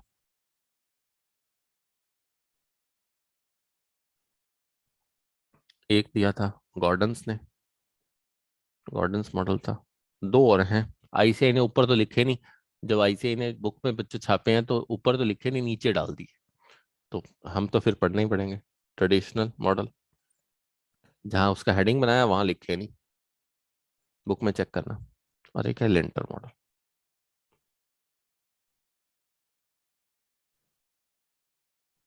तो अब सबसे पहले हम रेलिवेंस स्कूल्स ऑफ थॉट ही पढ़ेंगे, रेलिवेंस थ्योरीज ही पढ़ेंगे आपके साथ, फिर वॉल्टर को समझने की कोशिश करेंगे और गॉर्डन्स को। तो चलिए रेलिवेंस थ्योरी पढ़ते हैं। क्या कहता है रेलिवेंस थ्योरीज? बताओ भी, क्या कहता है रेलिवेंस थ्योरी? कहता है डिविडेंड से ही आपका कहीं ना कहीं डिविडेंड अफेक्ट करता है मार्केट प्राइस को। कहता है अगर डिविडेंड ज्यादा दोगे तो भी मार्केट प्राइस इंपैक्ट होगा, कम दोगे तो भी इंपैक्ट होगा। तो कहता है उसको बैलेंस करने के लिए अलग अलग मॉडल दिए। बट एमएम कहता है नहीं जी, हमें कोई फर्क नहीं पड़ता। कहता है जितना डिविडेंड मर्जी बढ़े तो उससे कोई फर्क नहीं पड़ता। बट आज की डेट में बच्चों फर्क पड़ता है। तो अब यही समझने की जरूरत है। अब देखिए, ध्यान से समझना एक बात को। हम लास्ट लेक्चर में एक चीज पढ़ के आए हैं बच्चों, एक बोलते हैं इंटरनल रेट ऑफ रिटर्न। पढ़ के आए हो ना बच्चों? दूसरा के स्टैंड पे कॉस्ट ऑफ कैपिटल या कैपिटलाइजेशन रेट। मैंने ये चीज समझाई भी बहुत अच्छी तरह से है, शायद आपको समझ में आई थी। Capital internal rate of return बताई थी ना बच्चों?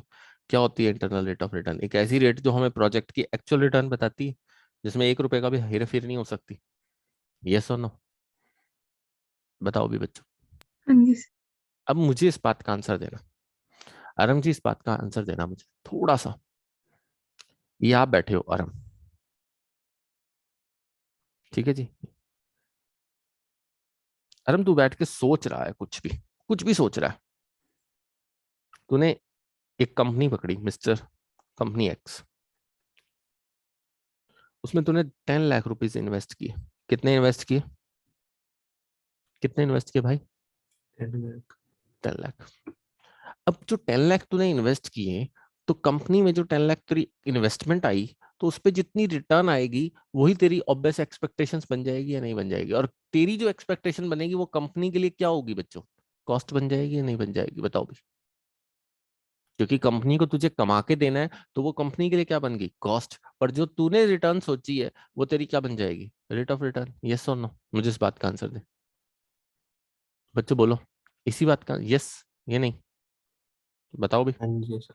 सीधा सीधी सी कहानी है, बट आकृति थोड़ा सा यहाँ समझने की कोशिश करना, थोड़ा सा अपने दिमाग पर जोर डालना। अब 10 लाख के ऊपर आराम सोच रहा है कि मुझे 20% रिटर्न आ जाए, 20% रिटर्न आ जाए। और कंपनी के लिए वो क्या बन जाएगी? Cost of capital. क्योंकि 20% रिटर्न देना है आरम के लिए, तो नेचुरल सी बात है कंपनी को वो कॉस्ट पड़ेगी, कंपनी को वो कमा के देना पड़ेगा। बट अब कुछ कंपनी क्या बैलेंस करके सोचेगी कि जिससे कंपनी उसको सरवाइव करवा सके? तो कंपनी अपना आईआरआर सोचेगी या नहीं सोचेगी? ध्यान से सोचना बच्चों, कि आरएम की एक्सपेक्टेशन को फुलफिल करने के लिए एटलीस्ट 20% आरएम चाह रहा है, तो उसके लिए मेरा आईआरआर उससे ग्रेटर होना चाहिए, उसके बराबर होना चाहिए, उससे लेसर होना चाहिए? अब बात का आंसर दो मुझे, बताओ। बताओ भी, आरएम का लेसर होना चाहिए, ग्रेटर होना चाहिए, या ज्यादा होना चाहिए? कुछ सोच के देखना। अभी स्टार्टिंग में कंपनी ने इन्वेस्ट किया आरएम ने। बताओ भी आरएम, बताओ भी आकृति। ज्यादा होना चाहिए सर। ज्यादा होना चाहिए। अब यहाँ सुनना, अब कंपनी ये सोचे कि मैं ज्यादा अगर रिटर्न कमा पाऊंगी प्रोजेक्ट में और उसके बाद कॉस्ट दे पाऊंगी 20% आराम को। आराम तू बैठ गया, समझ आ गई तुझे बात? ये बात ठीक है? अभी 20% लेना है। कंपनी ने तेरा डिविडेंड रिटेन कर लिया। क्या कर लिया भाई? डिविडेंड रिटेन कर लिया। और रिटेन करके तुझे 30% रिटेन अर्निंग पे कमा के दे दिया, क्योंकि कंपनी का आईआरआर था 30%। कितना कमा के दे दिया? 30%। यहाँ तू एक्सपेक्टेशन पे खड़ा था अभी 1 साल पहले जब कंपनी में तूने इन्वेस्ट किया। किस पे खड़ा था? एक्सपेक्टेशंस पे 20%। वो कंपनी के लिए क्या थी? कॉस्ट। अब कंपनी ने तेरा डिविडेंड रिटेन किया, 1 साल बाद तुझे उस रिटेन अर्निंग पे 30% कमा के दे दिया। कितने परसेंट कमा के दे दिया? 30%, क्योंकि कंपनी का IRR कितना था आकृति? 30%। कंपनी ने तुझे डिविडेंड नहीं दिया। अब जैसे ही 30% तुझे कमा के दिया, तेरी एक्सपेक्टेशन क्या हो जाएगी अगले साल के लिए?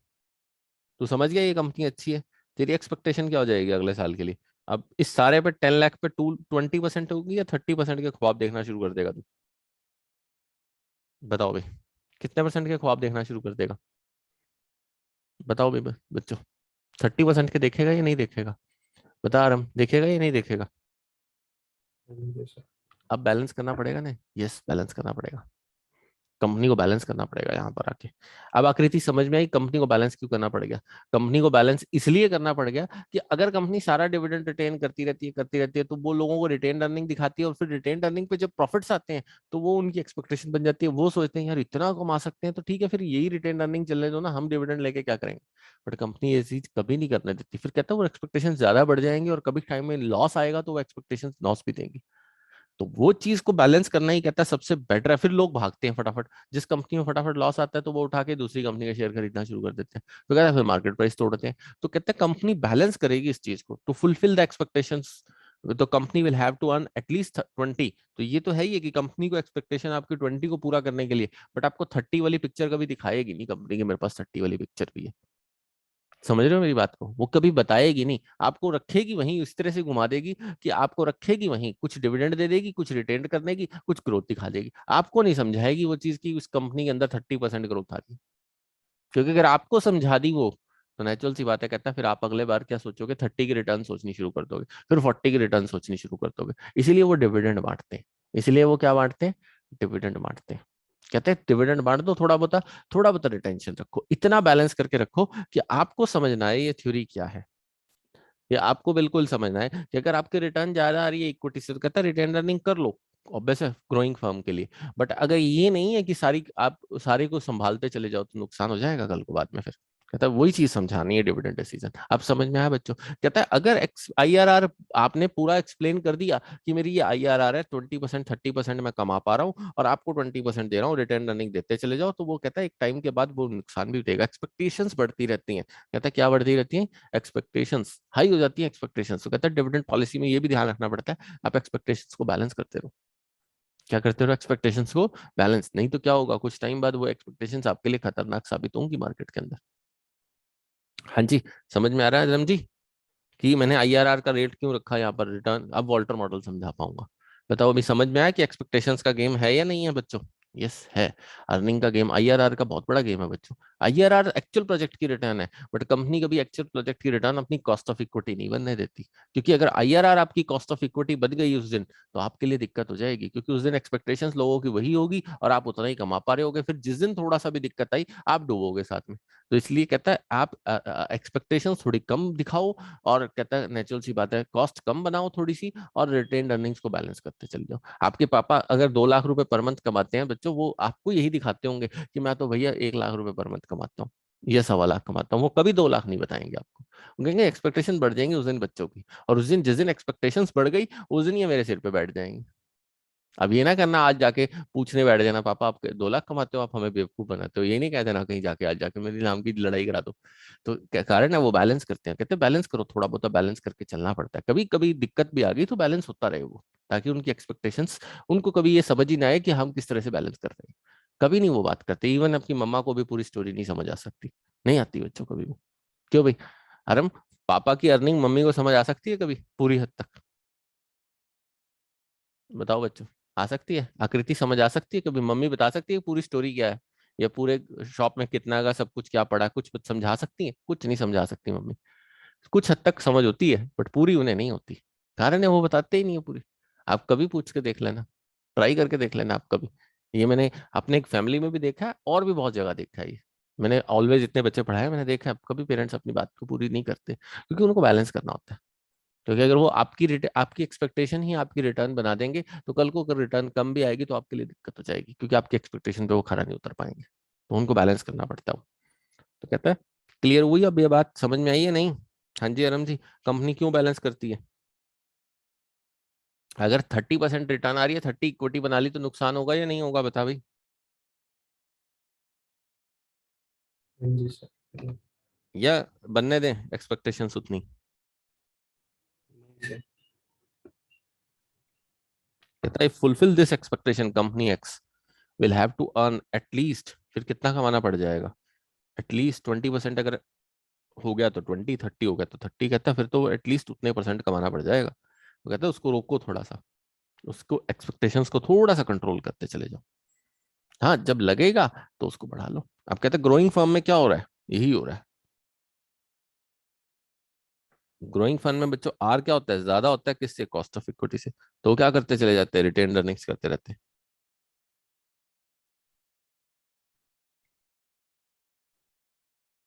पर वो ज्यादा रिटेन अर्निंग्स दिक्कत देंगी कभी ना कभी। अब समझ में आ रहा है मार्केट किस दिन कैसे डूबेगी, समझ में आ रहा है। हाँ जी आकृति, मार्केट किस दिन कैसे डूबेगी, ये जितने स्टार्टअप्स है ना, अगर ये एक्सेस हो गए ना किस दिन, तो ये मार्केट डूब हो जाएंगे। ये अच्छी अच्छी मेच्योर फर्मों को भी ऐसी तैसी कर जाएंगे। तो ये मार्केट को बैलेंस करने वाले लोग बैलेंस कर रहे होंगे। वो जानते होंगे कि भैया ज्यादा ही इनको बढ़ने मत दो, इनकी कैपिटलाइजेशन इतनी ज्यादा होने मत दो। ये गवर्नमेंट भी मैनेज करती है बच्चों, इस चीज को गवर्नमेंट भी सोचती है कि ज्यादा excess real estate FDI control करते रहो। एफडीआई पे इन्वेस्टमेंट रोक दो थोड़ा टाइम के लिए। कभी कंट्रोल करनी जरूरी होती है, मार्केट मार्केट के कुछ चेक्स होते हैं, उस चेक्स को लगाना पड़ता है, क्योंकि अदरवाइज क्या होगा, अगर फटाफट अब कोई और कंपनी फटाफट वॉलमार्ट की तरह कोई और एंटर करती है और उठा के किसी दो चार ब्रांड्स को और खरीद लेती है, वो तो एंटर करते जाएंगे, एंटर करते करते करते करते जब वो मार्केट पूरी हो जाएगी फिर लास्ट में जाकर रुला देंगे मार्केट को। मैच्योर फर्म्स के लिए भी दिक्कत हो जाएगी। तो वो फायदा नहीं है ना, हमें बैलेंस करके चलना पड़ता है। हमें अपनी बैलेंस को मार्केट को बैलेंस करना है। तो कहता है आर कॉस्ट ऑफ इक्विटी से छोटा हो जाए तो ऑब्वियस डिविडेंड डिस्ट्रीब्यूट कर दो।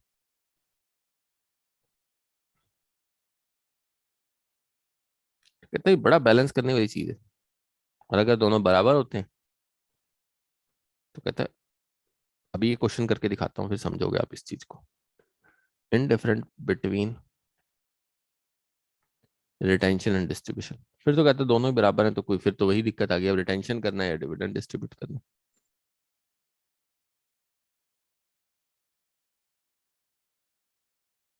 तो कहता है आपको समझना होगा कि आर को अगर ज्यादा है तो किस केस में आप इक्विटी से तो रिटेन अर्निंग कितनी करनी है, और अगर आर ऑब्वियस है कम आ रहा है इक्विटी से तो डिविडेंड डिस्ट्रीब्यूट करते जाओ ताकि वो अपने आप बैलेंस हो जाए। फिर वो सिचुएशन बैलेंस हो जाएगी। फिर उनकी एक्सपेक्टेशन कम होएंगी, अपने आप आपकी इक्विटी डाउन हो जाएगी। फॉर एग्जाम्पल मैं आपको एक एग्जांपल देता हूँ। अगर मेरी रिटेन आर आ रहा है मेरा 20% और इक्विटी वाले चाहते हैं मैं 22 कमा के दूं, डिविडेंड डिस्ट्रीब्यूट करते चले जाओ। उनको क्या लगेगा, अब ये कंपनी डिविडेंड डिस्ट्रीब्यूट तो करी जा रही है, रिटेन अर्निंग्स तो कर दे रही है, आगे प्रॉफिट और कम होंगे, ऑटोमेटिकली बैलेंस हो जाएगी सिचुएशन या नहीं हो जाएगी। अपने आप इक्विटी को भी कम ले आएंगे, फिर अपने आप उनकी एक्सपेक्टेशन नीचे उतरेंगी, फिर अपने आप सीधे हो जाएंगे। यही मार्केट है बच्चों, इसी को मार्केट बोलते हैं। मार्केट बड़े आराम से, जो चलाने वाले ज्ञाता है ना मार्केट के, वो जानते हैं कि कब मार्केट को रिटर्न कितनी देनी है। वो ऐसे नहीं बैठे मार्केट के अंदर बच्चों, उन्होंने अपनी जिंदगियां लगाई हैं। चलो वॉल्टर मॉडल तैयार करते हैं। हमने क्या तैयार करना, वॉल्टर ने तैयार किया, हम तो पढ़ा सकते हैं बच्चों। एक एक चीज लिखी है वॉल्टर ने भी, अच्छी लिखी है।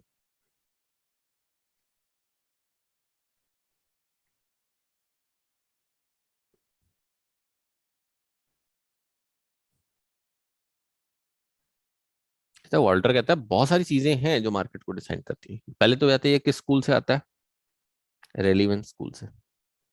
कहता है डिविडेंड अफेक्ट करता है मार्केट प्राइस को, तो ये लिख लेना, relevance school of thought.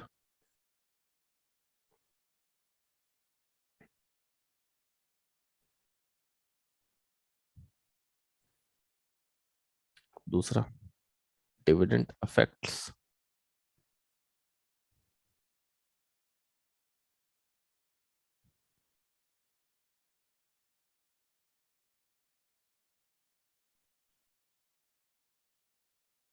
The market price of share.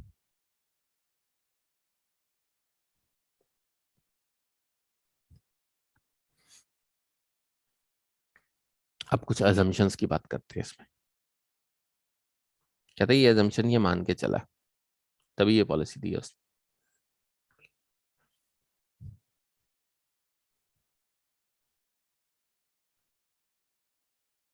अब ये क्या मान के चला अजम्पशन, कहता है रिटेन्ड अर्निंग काम आती है किसके लिए,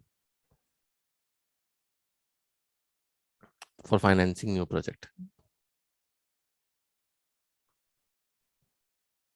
प्रेजेंट ओनली सोर्स, कहता है डेप्ट डुप्ट कुछ नहीं है, वो ये मानता है। और फाइनेंसिंग न्यू इन्वेस्टमेंट।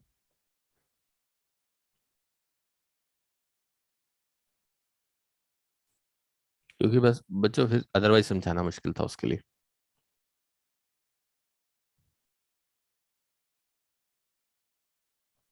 तो कहता है रेट ऑफ रिटर्न और आपके पास कॉस्ट ऑफ इक्विटी कहता है कांस्टेंट रहते हैं, तभी ये मेरा फॉर्मूला अप्लाई हो पाएगा। अगर वो भी हर साल इधर उधर घूमते हैं तो मैं कुछ नहीं कर सकता फिर।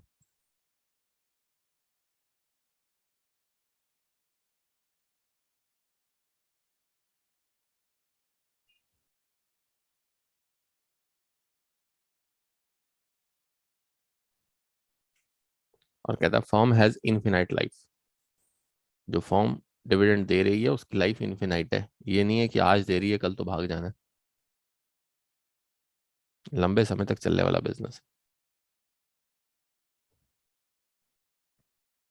अब बात करते हैं फॉर्मूले की इसकी। तो कहता है रेट ऑफ रिटर्न को बैलेंस करना पड़ता है बहुत ज्यादा। अब कहते हैं कैसे ही अफेक्ट करता है मार्केट प्राइस को, कैसे मार्केट प्राइस निकलेगा, वही बात हम करने बैठते हैं अब आपके साथ। कहता है डिविडेंड असली कहानी घुमाता है सारी कहानी। चलें भाई। कहता है P0, P0 का मतलब आज की डेट का मार्केट प्राइस किस पे डिपेंड करेगा? D/K plus RE - D/K।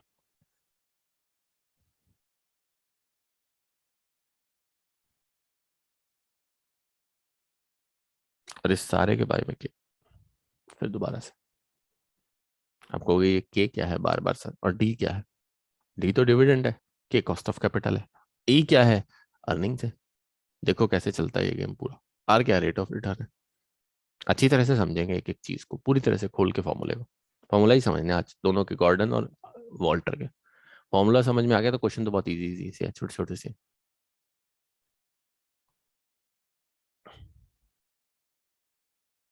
हाँ जी चले जी, आराम जी लिख लिया।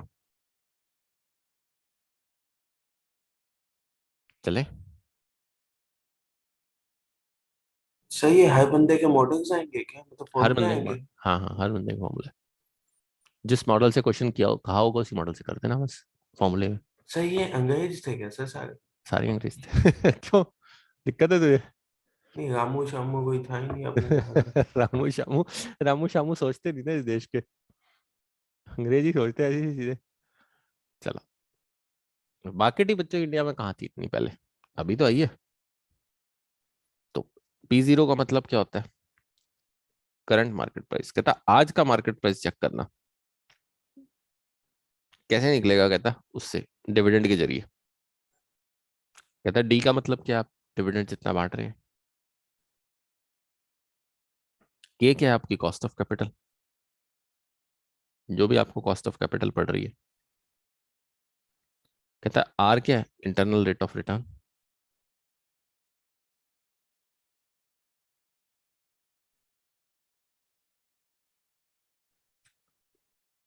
डी क्या है? डिविडेंड्स दे दिए अर्निंग्स में से। ई क्या है? आपका अर्निंग्स। अगेन के क्या है? आपका कॉस्ट ऑफ कैपिटल।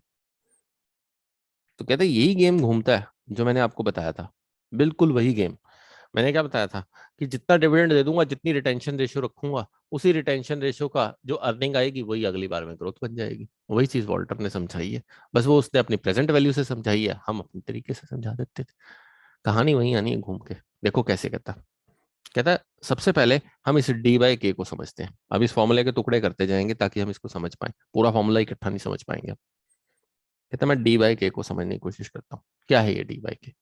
तो D/K है, कहता present value of infinite stream of dividend.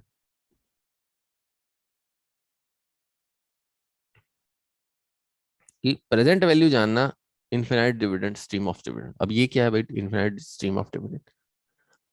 देखो आकृति, फॉर एग्जांपल मैं 1/4/2021 को प्राइस निकालना चाहता हूं अपनी कंपनी का, share price, market price. Dividend कब दूंगा? 31/3/2022 को। अगला डिविडेंड कब दूंगा? 31/3/2023 को। उससे अगला डिविडेंड कब दूंगा? 31/3/2024 को। ऐसे ही हर साल डिविडेंड देता रहूंगा या नहीं देता रहूंगा? बताइए, बोलो हाँ भी। जी। अब जब ये डिविडेंड यहां देना है, और ये तो पता है कि ये मुझे कितना देना है, ये डिविडेंड यहाँ, फिर ये डिविडेंड भी यहाँ देना है फॉर एग्जाम्पल, कहता है हर बार देना है मुझे इस तरह से। ऐसे ये डिविडेंड भी मुझे यहाँ सोचना पड़ेगा। ऐसे ही मुझे कहता है ये सोचना पड़ेगा कि फॉर एग्जाम्पल मैं जितना डिविडेंड देना चाहता हूँ, उस पॉइंट ऑफ व्यू को एनालाइज करके सोचना पड़ेगा कि मैं कितना देना चाहता हूँ। अरे फॉर एग्जाम्पल मेरे पास तू आया 10 लाख रुपए लेके, मैंने कहा मैं तुझको 10% रिटर्न दूंगा, डिविडेंड दूंगा 10% का। तो तुझे 1 लाख रुपए देने का अश्योरेंस दे दिया या नहीं दे दिया मैंने? दे दिया। अच्छा। तो अगर एक लैंग्वेज में ये बात करूं कि 1 लाख को मैं 10% से डिवाइड कर दूं सीधा, तो मैं तेरे पैसे बता सकता हूँ कितने लिया मुझे तुझसे? 10 लाख लिए कि नहीं लिए? बता। मैं 1 लाख का डिविडेंड देना चाह रहा हूँ, 10% दे रहा हूँ तुझे, तो 10% कॉस्ट ऑफ कैपिटल होगी, तो D/K ही बनेगा ना ये फॉर्मूला। तो हाँ जी एक तरफ से परपीचुअटी याद आ रहा है बच्चों? याद आ रहा है परपीचुअटी? ये वॉल्टर मॉडल सारे वहीं से उठाए गए हैं बच्चों, परपीचुअटी से। कहता है किसी की अर्निंग बनाने के लिए इन्फिनाइट टर्म्स तक, तो एक तरफ से हम परपीचुअटी तो यूज करते हैं, और क्या यूज करते हैं बच्चों? यस, परपीचुअटी यूज करते हैं हम। तो कहता है डिविडेंड की अर्निंग आज की डेट में बनाने के लिए, उसकी प्रेजेंट वैल्यू जानने के लिए, तो कहता है D/K ही करते हैं। कहता है क्यों करते हैं D/K? मैं आपको एक फॉर्मूला से तरीके से समझाता हूँ, प्रूव करके दिखाता हूँ। D/K ही निकलता है वो। देखो, बताओ भाई, फ्यूचर वैल्यू का फॉर्मूला क्या होता था बच्चों? P1 + R उसकी पावर n। फ्यूचर में मुझे कोई डिविडेंड देना है, मुझे पता नहीं है उसके लिए प्रिंसिपल कितना चाहिए, 1 + R उसकी पावर n। अगर मैं कैलकुलेट करूंगा तो वो कहाँ चला जाएगा बताओ भाई? इसको कैलकुलेट करूंगा तो कहाँ चला जाएगा?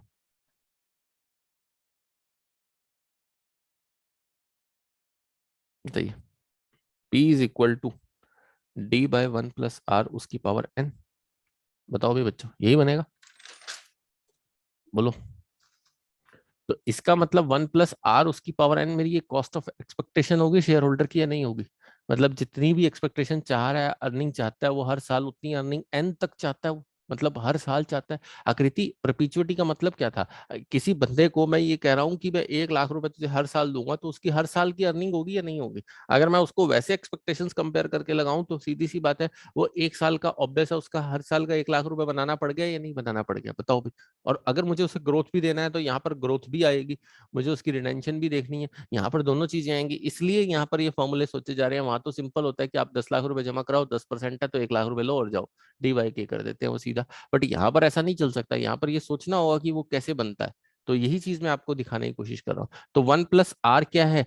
एक्सपेक्टेशन है शेयर होल्डर की या नहीं है? भाई कितनी एक्सपेक्टेशन है? 10% अगर शेयर होल्डर डिविडेंड चाहता है, तो वो 10% उसकी एक्सपेक्टेशन बन गई या नहीं बन गई? और इन्फिनाइट नंबर ऑफ टाइम्स तक, जब तक वो कहता है मैं कंपनी में हूँ, जब तक मेरे पास शेयर है उस कंपनी का, तब तक वो मिलता रहे। कहता है यस, यही बात है, 1 + R यही है गेम। बताओ भी। और नंबर भी नहीं पता हमें इसमें तो। यस और नो? तो यही चलेगा कि नहीं चलेगा आकृति? बताओ भी, हाँ बोलो जी बच्चे। सर। तो 1 + R क्या हो गया? कहता है कॉस्ट ऑफ कैपिटल या एक्सपेक्टेशंस ऑफ शेयर होल्डर।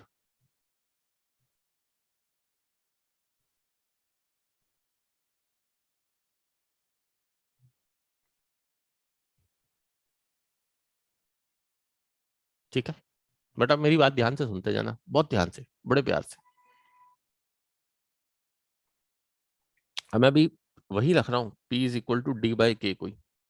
अभी मैंने दूसरा फॉर्मूला नहीं उठाया। बताओ भी। अब मुझे आकृति जी थोड़ा सा ध्यान रखना, थोड़ी सी बात को सोचना, बड़े प्यार से। D = 1 + R उसकी पावर 1। T = 1 + R उसकी power 2। D plus D = 1 + R उसकी पावर 3।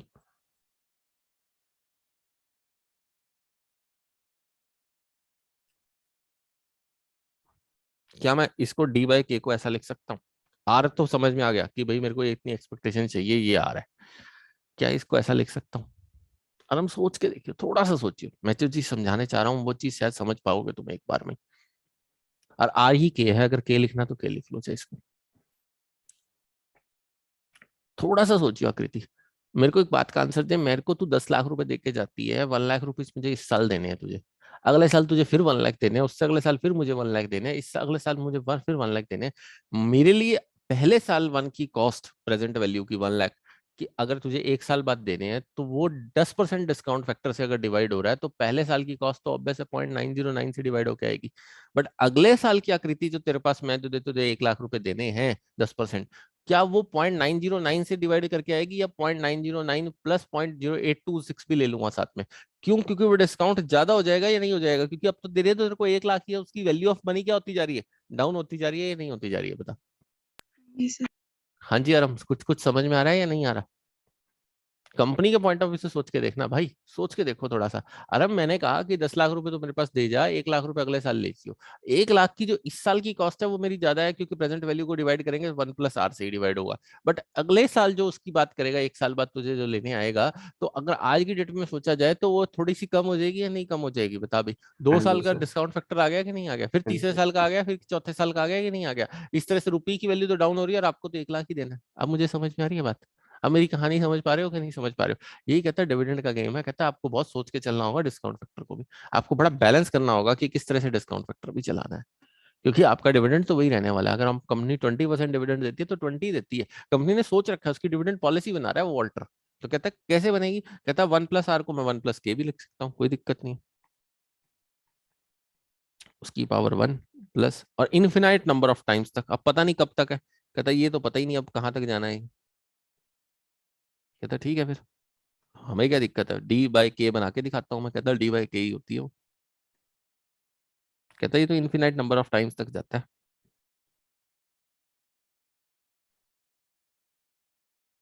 ये फर्स्ट इक्वेशन बन गई। मैं अभी इक्वेशन बना रहा हूँ। अब ये एपीजीपी सीरीज वाला काम हो गया। अब कहता है मैं इसके सामने पी रखा हुआ है। कहता है मल्टीप्लाई करता हूँ बोथ साइड को 1+K से। मल्टीप्लाई, एक और इक्वेशन बनाने के लिए, बोथ साइड्स बाय 1+K से। बुक में नहीं है ये चीजें, मैं सिर्फ जस्ट आपको समझाने के लिए करा रहा हूँ, ताकि आपको एक बार के लिए क्लैरिटी आ जाए। कर दूंगा फिर 1+K से। बताओ भी अब सेकंड इक्वेशन क्या बनेगी? P 1+K, इसके नीचे 1+K आ गया। बताइए।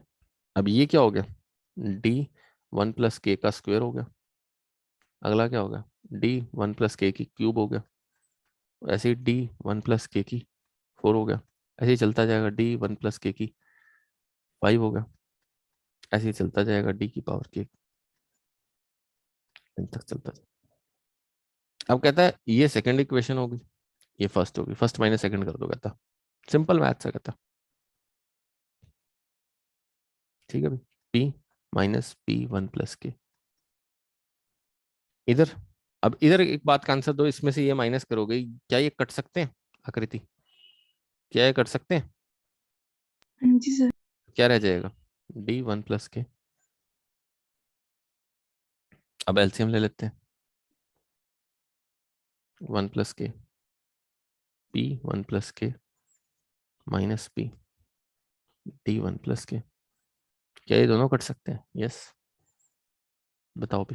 P + P -P = T। Cut सकते हैं?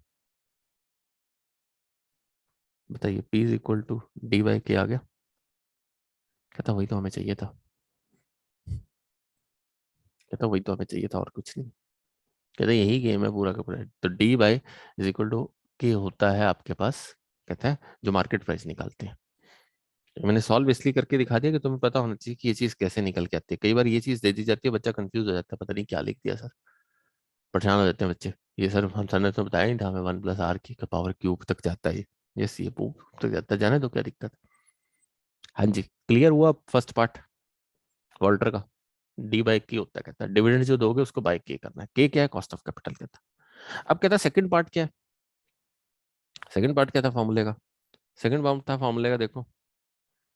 कहता है R E - T/K और K। अब ये तो कहता है K से डिवाइड करके हमने उसकी प्रेजेंट वैल्यू चेक कर ली हमने। तो दूसरा पार्ट क्या था? R E - D, earning minus dividend. कहता अपॉन में के इंटू के। कहता है इसको क्या बोलते हैं? कहता वो तो निकल के प्रेजेंट वैल्यू थे, वो भी किसकी? तो कहता है ये भी प्रेजेंट वैल्यू है, किसकी? Present value of infinite stream. ये आपकी कहता ग्रोथ की है, जो आप पैसा जोड़ रहे हो, स्ट्रीम ऑफ कैपिटल एप्रिसिएशन, जो आप कैपिटल एप्रिसिएशन करा रहे हो डिविडेंड। अर्निंग में से डिविडेंड माइनस करने का मतलब क्या है आकृति? अर्निंग में से डिविडेंड माइनस करने का तरीका क्या है? कैपिटल एप्रिसिएशन है ना। बताओ भी बच्चों, ये पैसा किस में जाएगा? अर्निंग माइनस डिविडेंड क्या होता है? कैपिटल एप्रिसिएशन ही होता है ना। अर्निंग माइनस डी क्या होगा? पैसा ही बचेगा ना, वो पैसा रिटेन्ड होगा और वो क्या बन जाएगा? Capital appreciation. और उस पर वो रिटर्न किसके ऊपर बनाएगा? आर के ऊपर। सिंपल सी बात है, मैंने 100 रुपीज कमाए, 50 रुपीज शेयर होल्डर को दे दिए, 50 रिटेन्ड हो गए। आर क्या है? ऑब्वियस है उस अर्निंग के ऊपर मेरी रिटर्न्स। के क्या है? फिर उसकी कॉस्ट ऑफ कैपिटल। कहता है उस साल में वो कितना कर पाएगा, ऑब्वियस उसकी प्रेजेंट वैल्यू चेक करने के लिए के से डिवाइड करेंगे। फिर कहता पूरे इन्फिनाइट टर्म्स में वो कितना कर पाएगा? कहता सारे के से डिवाइड करा दो। कहता हमारे को क्या दिक्कत है? कहता सारे के से डिवाइड करा दो। हाँ जी अरम जी, वो उस साल की अगर के से खाली डिवाइड करते हैं, अगर इन्फिनाइट नंबर तक कितनी ग्रोथ ला पाएगा तो सारे के से डिवाइड कर देंगे, या नहीं कर देंगे? बता भाई, बता भाई। अब उस साल की ग्रोथ तो ये है, हाँ जी बट सर। आगे आने वाले सालों की कितनी ग्रोथ बनेगी, क्योंकि वो वही चीज चलती जाएगी। खुद सोच के देखना, माइंड पे थोड़ा सा जोर लगाना, अगर खाली बैठे हो, अगर आपके पास कैलकुलेशन में माइंड है तो आपको मजा आता है उस चीज का। आकृति में 10 लाख रुपए रखता हूँ, मेरा 10 लाख रुपए आता है, 5 बांट देता हूँ, 5 जोड़ लेता हूँ, 5 अगले साल की मेरी 10% ग्रोथ बन गई, क्योंकि ऑब्वियसली मैंने 50% रिटेंशन किया, तो 20% मेरी अर्निंग है। अब वो 5 फिर जुड़ेगी, 5 का 55 हो गया, 55 का रिटर्न आया 11, 11 का मैंने आधा दे दिया 5.5, फिर अगले साल 5.5 वो मेरी फिर दोबारा से रिटर्न बनेगी। तो इसलिए ये लंबा प्रोसेस है, इसलिए के डिवाइडेड बाय फिर के हो जाता है, क्योंकि ये लंबा प्रोसेस है, ये घूमता चला जाएगा उसके ऊपर ही दोबारा से दोबारा। समझ पा रहे हो? ये डबल डिस्काउंट फैक्टर पे चलता है। तो कहता है इसीलिए cost of capital divided by that cost of capital. तो कहता है ये आपको रिटर्न देता चला जाता है, आप उसको कहीं मर्जी तक घुमाते जाओ, घुमाते जाओ, घुमाते जाओ, वो ग्रोथ बनता चला जाएगा।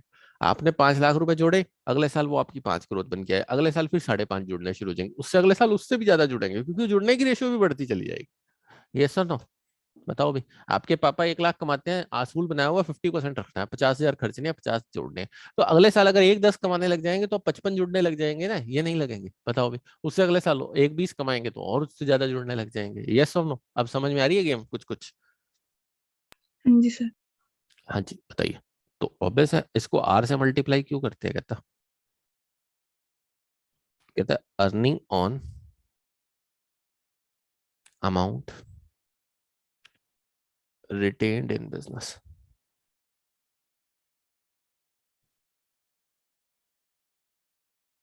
Eight internal rate of return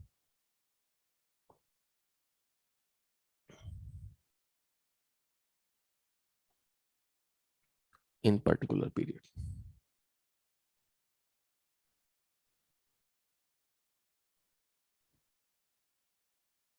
बताइए। अब वही चीज है, मेरे को आज की प्रेजेंट वैल्यू जाननी है 1/4/21 को, और वैसे अर्निंग तो अब अगले साल आएगी, उसको आज की वैल्यू पे कैसे डाल के डाल दूंगा? तो डिवाइड बाय के कर दूंगा, प्रेजेंट वैल्यू जानने के लिए, प्रेजेंट वैल्यू ऑफ अर्निंग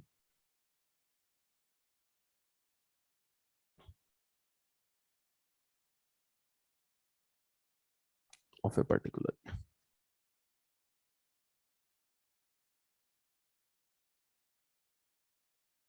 और लास्ट पार्ट इसका के ई माइनस डी अपॉन में के और अपॉन में के, तो वो प्रेजेंट वैल्यू इनफिनाइट स्ट्रीम तक चले जाएंगे।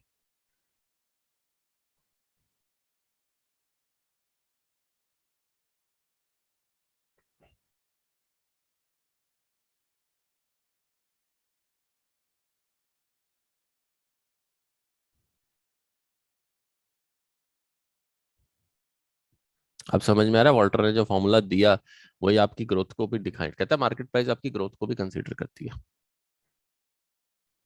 अब आर अगर ज्यादा होगा, किससे? के से, तो retained earning should be more. और अगर आर कम होगा तो कहता है रिटेन्ड अर्निंग्स मत करो, अपने आप एक्सपेक्टेशन नीचे आने दो। कहता जब नीचे आ जाएगी अपने आप आ जाएंगे रास्ते पे। क्योंकि ये तो है नहीं कहता खाली आप ही की फर्म का आर कम होगा। मार्केट की जब रिटर्न अर्निंग्स अपने आप बड़ी होंगी। हाँ भी, अरे मेरी बात का आंसर दियो, 60,000 पे मार्केट खड़ी है, शेयर मार्केट, लोगों की एक्सपेक्टेशंस अगर ज्यादा ही बढ़ गई तो बताओ भी क्या करेंगी कंपनीज? कहेंगे डिविडेंड डिस्ट्रीब्यूट कर दो, अपने आप नीचे आ जाएंगे। जब नीचे आ जाएंगे तो अपने आप रास्ता भी दे देंगे। यस और नो? हाँ जी आकृति जी, रास्ता दे देंगे या नहीं दे देंगे बताओ भी? फिर सही जी रास्ते सर। पे आ जाएंगे, अपने आप ही समझ आ जाएगी उन्हें भाई इतनी रिटर्न्स नहीं कमाई जा सकती जितनी सोचते हैं लोग। मार्केट अपने नियम पे चलती है बच्चों, वो हमारे नियम पे नहीं चलती, किसी के नियम पे नहीं चलती। रिटर्न्स उतनी ही ली जा सकती हैं जितनी कैपेसिटी हो। अल्टीमेट तो प्रोडक्ट से ही लेनी है ना। प्रोडक्ट अब बन ना रहा हो, इतनी माल बिक ना रहा हो, भैया शेयर मार्केट में कूदे मार के पैसे थोड़ी आ जाएंगे। तो वो अपने आप थोड़ी ला घर से थोड़ी बांट देंगे। वो घर से नहीं बांटेंगे, वो आपकी फिर शेयर अर्निंग घटा देंगे। सारी कंपनियां घटाएंगी तो अपने आप ही समझ में आ जाएगा। क्यों भाई आराम जी, समझ आ जाएगा कि नहीं आ जाएगा उनको? बोलो बच्चों, आ जाएगा? एक्सपेक्टेशंस नीचे आ जाती हैं। यस आ जाती है। कहता है डिविडेंड भी आपकी एक्सपेक्टेशंस का गेम है, कहता है सारे। तो अब एग्जांपल देखते हैं इसका एक। कहता है मेरी कंपनी का ईपीएस है 30 rupees per share, cost of equity है 15%। आर, पहली सिचुएशन में कहता है मैं 20% कमा रहा हूँ, दूसरी में 15 कमा रहा हूँ, तीसरे में 10% कमा रहा हूँ। तीनों सिचुएशन दे दी ताकि तीनों में समझ में आ जाए। डिविडेंड पे आउट करता हूँ, पहली में मैं 30%, कमाता ज्यादा था तो 30 दे रहा था, कम दे रहा था पे आउट। जब कम बराबर बराबर से कमाना शुरू किया तो 40%। जब ज्यादा लोगों के आर मेरा कम होता चला गया, कॉस्ट मेरी बढ़ती चली गई, 15% कॉस्ट थी, आर मेरा 10 आ रहा है, मैंने कहा ले लो सारा डिविडेंड, डिविडेंड 60% बांटी है, ले जाओ जाओ खुश हो। हाँ जी बताइए, वैल्यूएशन ऑफ शेयर करें वॉल्टर मॉडल से, बनाए बच्चों? पहले तो बताओ अब डिविडेंड पे आउट कैसे निकालोगे तीनों का? बताओ भी डिविडेंड पे आउट पहले का कितना आएगा? 30 माइनस 30 का 30%, बताओ भी कितना आएगा? 9, 21 रिटेन अर्निंग। दूसरे वाली में 30 रखोगे, 40% दोगे उसका तो 12 चला जाएगा, 30 माइनस 12 तो 18 रिटेन अर्निंग। अभी यार हम समझ में आ रहा है कैसे कर रहा हूँ मैं? 30% है, 30 का 30% दे दूंगा तो कितना रह जाएगा? 9 और 21 पे रिटेन अर्निंग। यस और नो? समझ में आ रहा हाँ जी सर। है? और ऐसे ही तीसरे का तो बना लेते हैं।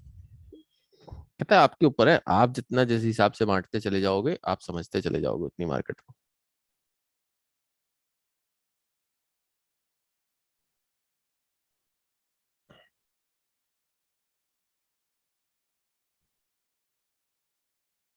अच्छा,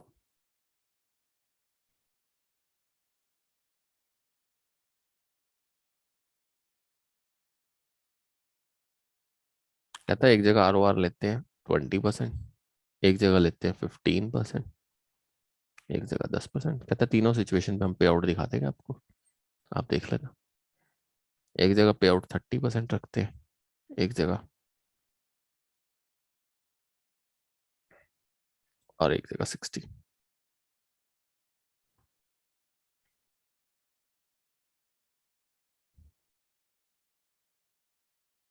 अब डिविडेंड 30 था तो ईपीएस का 9, रिटेन अर्निंग 21। डिविडेंड 40 था तो 12, रिटेन अर्निंग 18। डिविडेंड 60 था, 18, रिटेन अर्निंग 12। फॉर्मूला पुट करते हैं P0 निकालने के लिए। अब इसमें 9 डिविडेंड दे रहा था तो 9 बाय क्या करते थे बच्चों? के।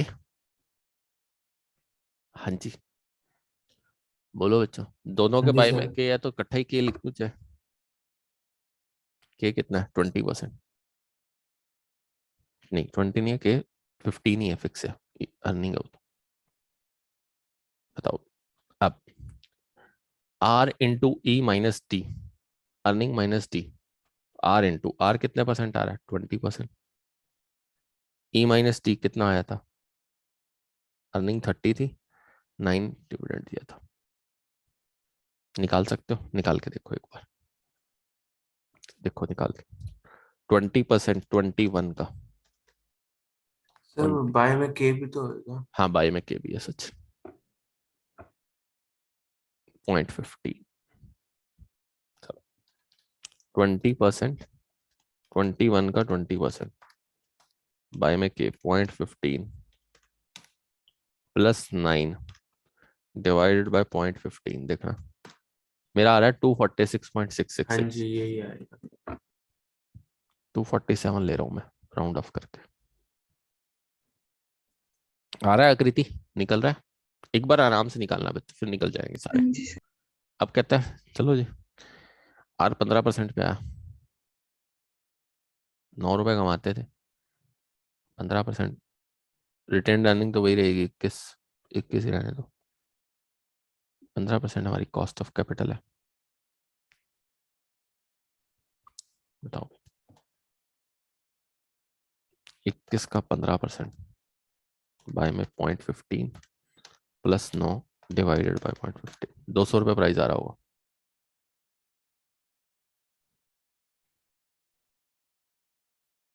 अब कहते हैं 9 रुपए कमाते, 10% आते हैं 21, इस सारे के बाद 0.15।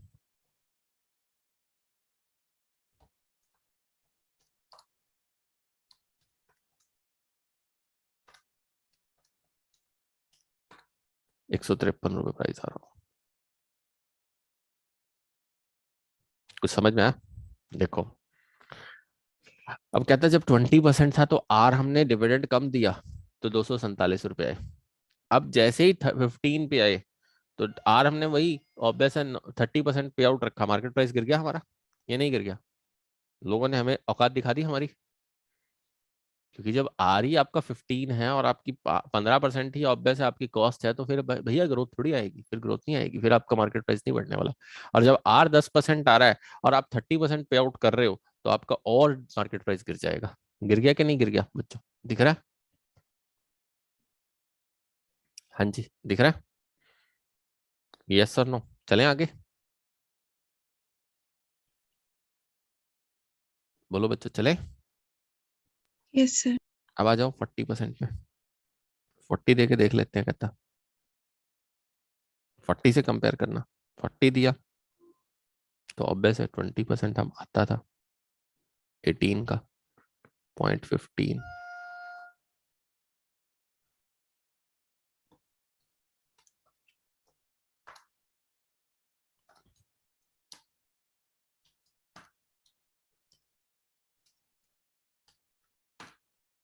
ये देखो,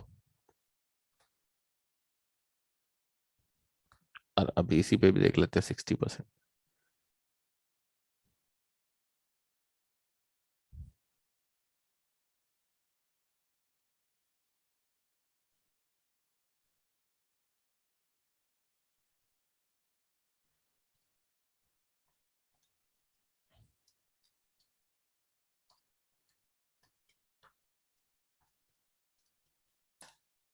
₹226 66 पैसे।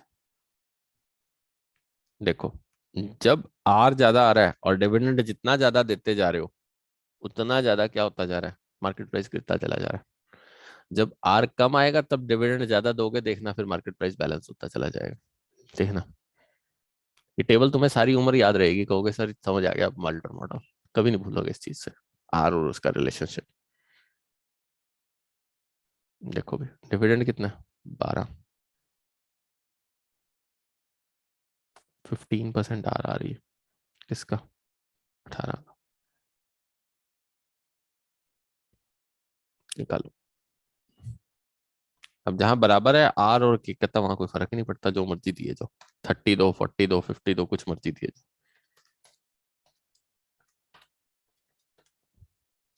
देखो आ रहा भी 200 ही, बांट लो कहते जितने मर्जी पैसे, है तो उन्हीं के, जब रिटर्न ही कुछ नहीं होती, ग्रोथ ही नहीं होती। मेन अब समझ में आया आराम। अगर IRR आकृति, आप अगर ज्यादा कमाओगे और कम बांटोगे इक्विटी के बराबर तो ही फायदा है, अदरवाइज रखने का कोई फायदा नहीं है पैसे। बट अगर अगर आप कम कमा, फिर तो जितना मर्जी डिविडेंड पे आउट कर दो, 30 कर दो, 40 कर दो, 50 कर दो, जो आप कमाते हो वही आपको देना पड़ता है, फिर आपको क्या फायदा। फिर तो डिविडेंड दे दो, रिटेन अर्निंग कर लो, बात तो एक ही। समझ में आ रही है आकृति जी? ये देखो, 15% आर थी, 15% ही कॉस्ट है, वहां कुछ फर्क ही नहीं पड़ रहा, देख लो चेक करके। हाँ भी आराम जी, समझ में आया या नहीं? हाँ जी बोलो। सर। कहता कुछ मर्जी कर लो, वहां नहीं कुछ फर्क पड़ने वाला, वहां तो मार्केट वहीं लेके आती है, देख लो चेक करके, ये भी 200 आ रहा हो।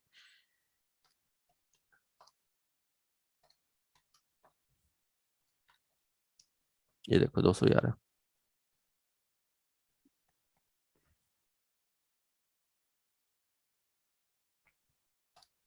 अब यहाँ देखो, यहाँ कहता बांटते हैं डिविडेंड ज्यादा, आर कम है।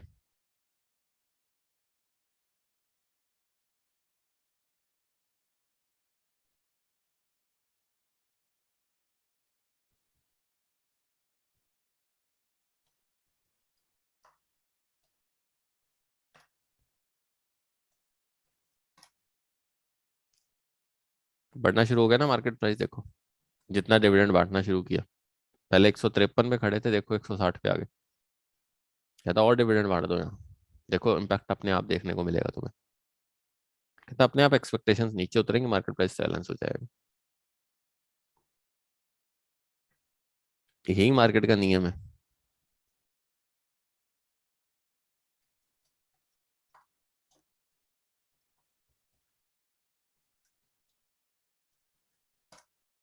देखो बच्चों, 173 के आसपास है।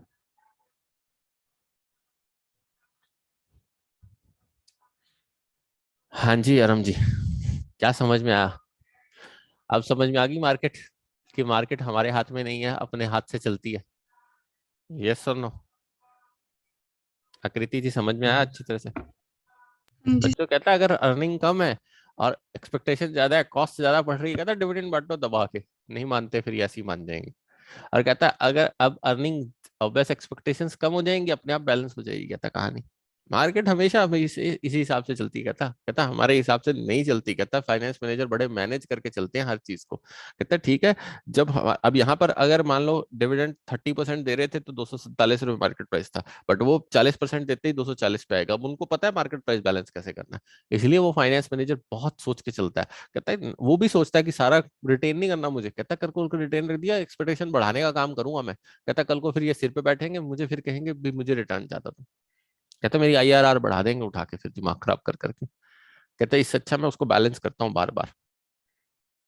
यही फाइनेंस मैनेजर होता है। आप सोच सकते हो फाइनेंस मैनेजर कितना टफेस्ट काम है। हाँ जी बोलो बच्चों, है ना टफेस्ट? मानते हो? मार्केट संभालनी इतनी आसान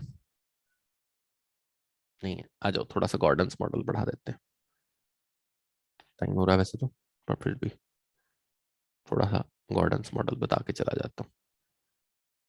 फॉर्मूला लिख देता हूँ, क्वेश्चन कर लेना। हाँ, इसको फॉर्मूले को प्रूव कल कर देंगे। ऐसा कर लें बच्चों, फॉर्मूला लिख दूं सिर्फ, हाँ जी सर।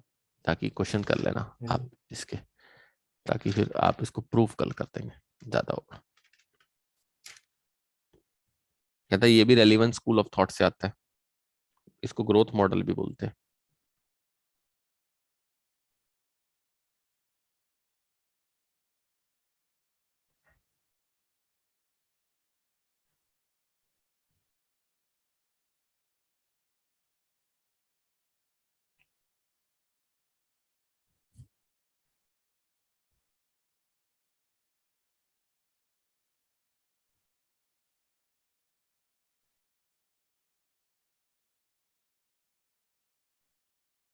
अफेक्ट करता है, कहते हैं ये।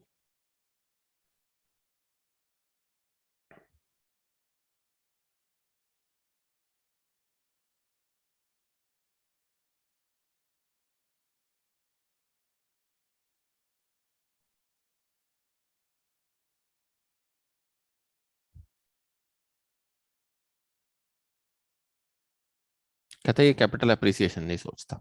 ये ग्रोथ सोचता है, बात एक ही है बच्चों। वो ग्रोथ को ले आया, वो कैपिटल अप्रिसिएशन को ले आया था।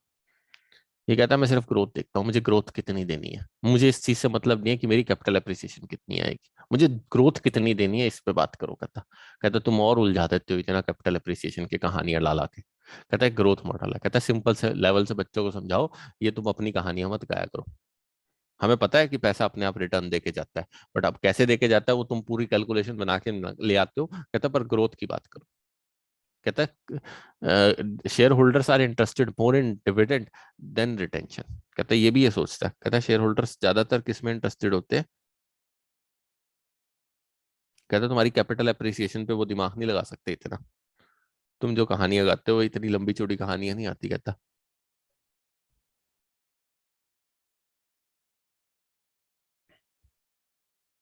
इसीलिए इसने ग्रोथ के ऊपर फोकस किया, कैपिटल अप्रिसिएशन को छोड़ दिया।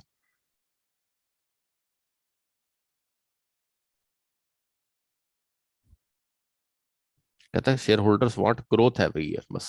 कहता है ये तो ये सोच के चलता है ग्रोथ देते रहो बस, कहीं से लाओ कहीं से लाओ तुम्हारे ऊपर है। जैसे हम पापा को कहते हैं भाई पैसे देते रहा करो, ये ऐसे ना मालूम, यही है ना, यही चाहते हैं ना हम। हमारी डिमांड्स क्या होती रहे, वही होती है। बस हमें कोई लेना देना होता है क्या हो रहा है क्या नहीं हो रहा। हमें क्या लेना देना होता है, थोड़ा बहुत मम्मी को लेना देना होता है, हमें नहीं होता बिल्कुल भी। मम्मियों को होता है थोड़ा सा, बच्चों होता है कि नहीं होता, आकृति होता है कि नहीं होता। हाँ जी सर। आराम मम्मियाँ थोड़ी बहुत इंटरफेरेंस कर ही देती है ना, कभी कभी झाड़ भी खा लेती है इसी नाम पे, डांट भी खा लेती है। यस और नो, क्यों हाँ भी आराम जी सर। है नहीं। ना। ऐसा होता है बच्चों, कभी कभी डांट खा लेती है मम्मियाँ भी, फिर पापा भड़क उठते हैं, फिर 2-4 मिनट बाद शांत हो जाते हैं। वो बोलते हैं यार तुम्हें क्या लेना है, जो मैं कर रहा हूँ ना सब कुछ मैनेज मैं अपने हिसाब से करूंगा, तुम बीच में भी टांग अड़ा लेते हो बीच में। वो हो जाता है कभी कभी, फिर मम्मियाँ बोल देती हैं ठीक है मुझे क्या लेना है, मेरे को क्या मतलब है तुमसे, तुम्हें समझाना मुश्किल है। वो ये चीज हो जाती है बच्चों, कॉन्फ्लिक्ट ऑफ इंटरेस्ट तो हर जगह आता है, थोड़ा बहुत तो आता ही है। चाहे जितना मर्जी कोई एक दूसरे, ऑब्वियस है अच्छा रिलेशन से अच्छे रिलेशन में आता है वो तो थोड़ा बहुत, तो ये तो विधि का विधान है और होना भी चाहिए थोड़ा बहुत घर में। इसी बहाने हमारा भी एंटरटेनमेंट हो जाता है कभी कभी, हो जाता है ना बच्चों। सही है सर। और क्या, थोड़ा बहुत एंटरटेनमेंट हम भी कर लेते हैं, पापा हमें श्लोक सुना देते हैं, फिर हम भी खुश हो जाते हैं, चल भी आज बैठे हैं अच्छे मूड में, कोई ना कोई स्टोरी सुना जाते हैं वो भी आगे। तो कहता है फर्म हैज एन अजम्पशन है, कहता है हैज इनफिनाइट लाइफ, ये भी वही सोचता है, कहता है ग्रोथ पे बात करता है सिर्फ। तो तुम्हारी कैपिटल अप्रिसिएशन मुझे नहीं समझ में आती, कहता कांस्टेंट कॉस्ट ऑफ इक्विटी।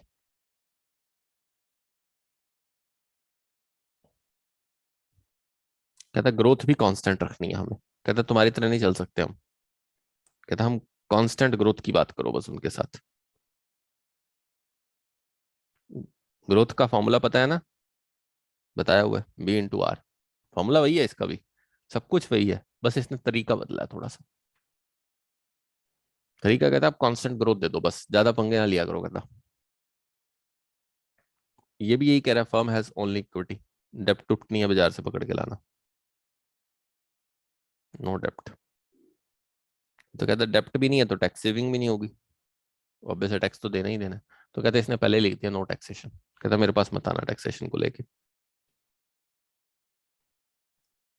कहता अब इक्विटी की बात करें, हम इक्विटी की बात करेंगे ना, डेप्ट को कहाँ से ले आएंगे, सारा कुछ मिक्स कैसे कर देंगे, कहता डिविडेंड की बात हो रही है ना इसीलिए। और कहता रिटेन अर्निंग एडिशनल सोर्स है फाइनेंस का, और कोई सोर्स नहीं है।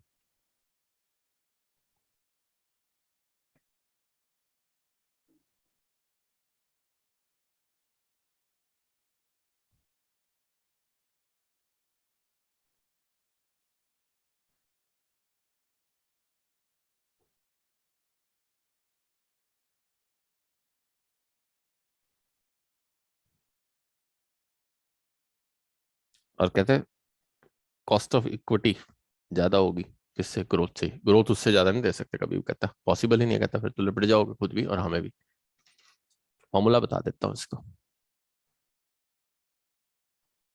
फॉर्मूला होता है इसका P0 = D1/K-G। D1 क्या होता था बच्चों, याद होगा। D1 क्या होता था, यही होता था 1+G। याद आया कुछ, और जी को क्या लिख सकते हो?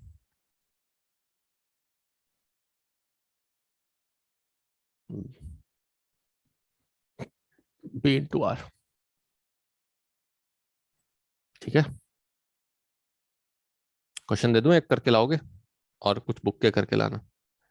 ईपीएस दे रहा हूँ 30, कॉस्ट ऑफ इक्विटी है 15%। आर कहता है तीन तरह की है, 20, 15 और 10। रिटेंशन रेशो दे दी मैंने, डिविडेंड नहीं दिया, रिटेंशन रेशो दे दी। कितनी? 70, 60, 40। Analyse using Gordon model.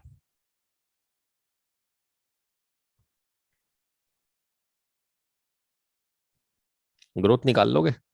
Obvious है, आर दिया हुआ है तुम्हारे पास, आर दी हुई है, रिटेंशन रेशो दे रखी है। रिटेंशन और आर को बी इंटू आर करके निकालते रहोगे।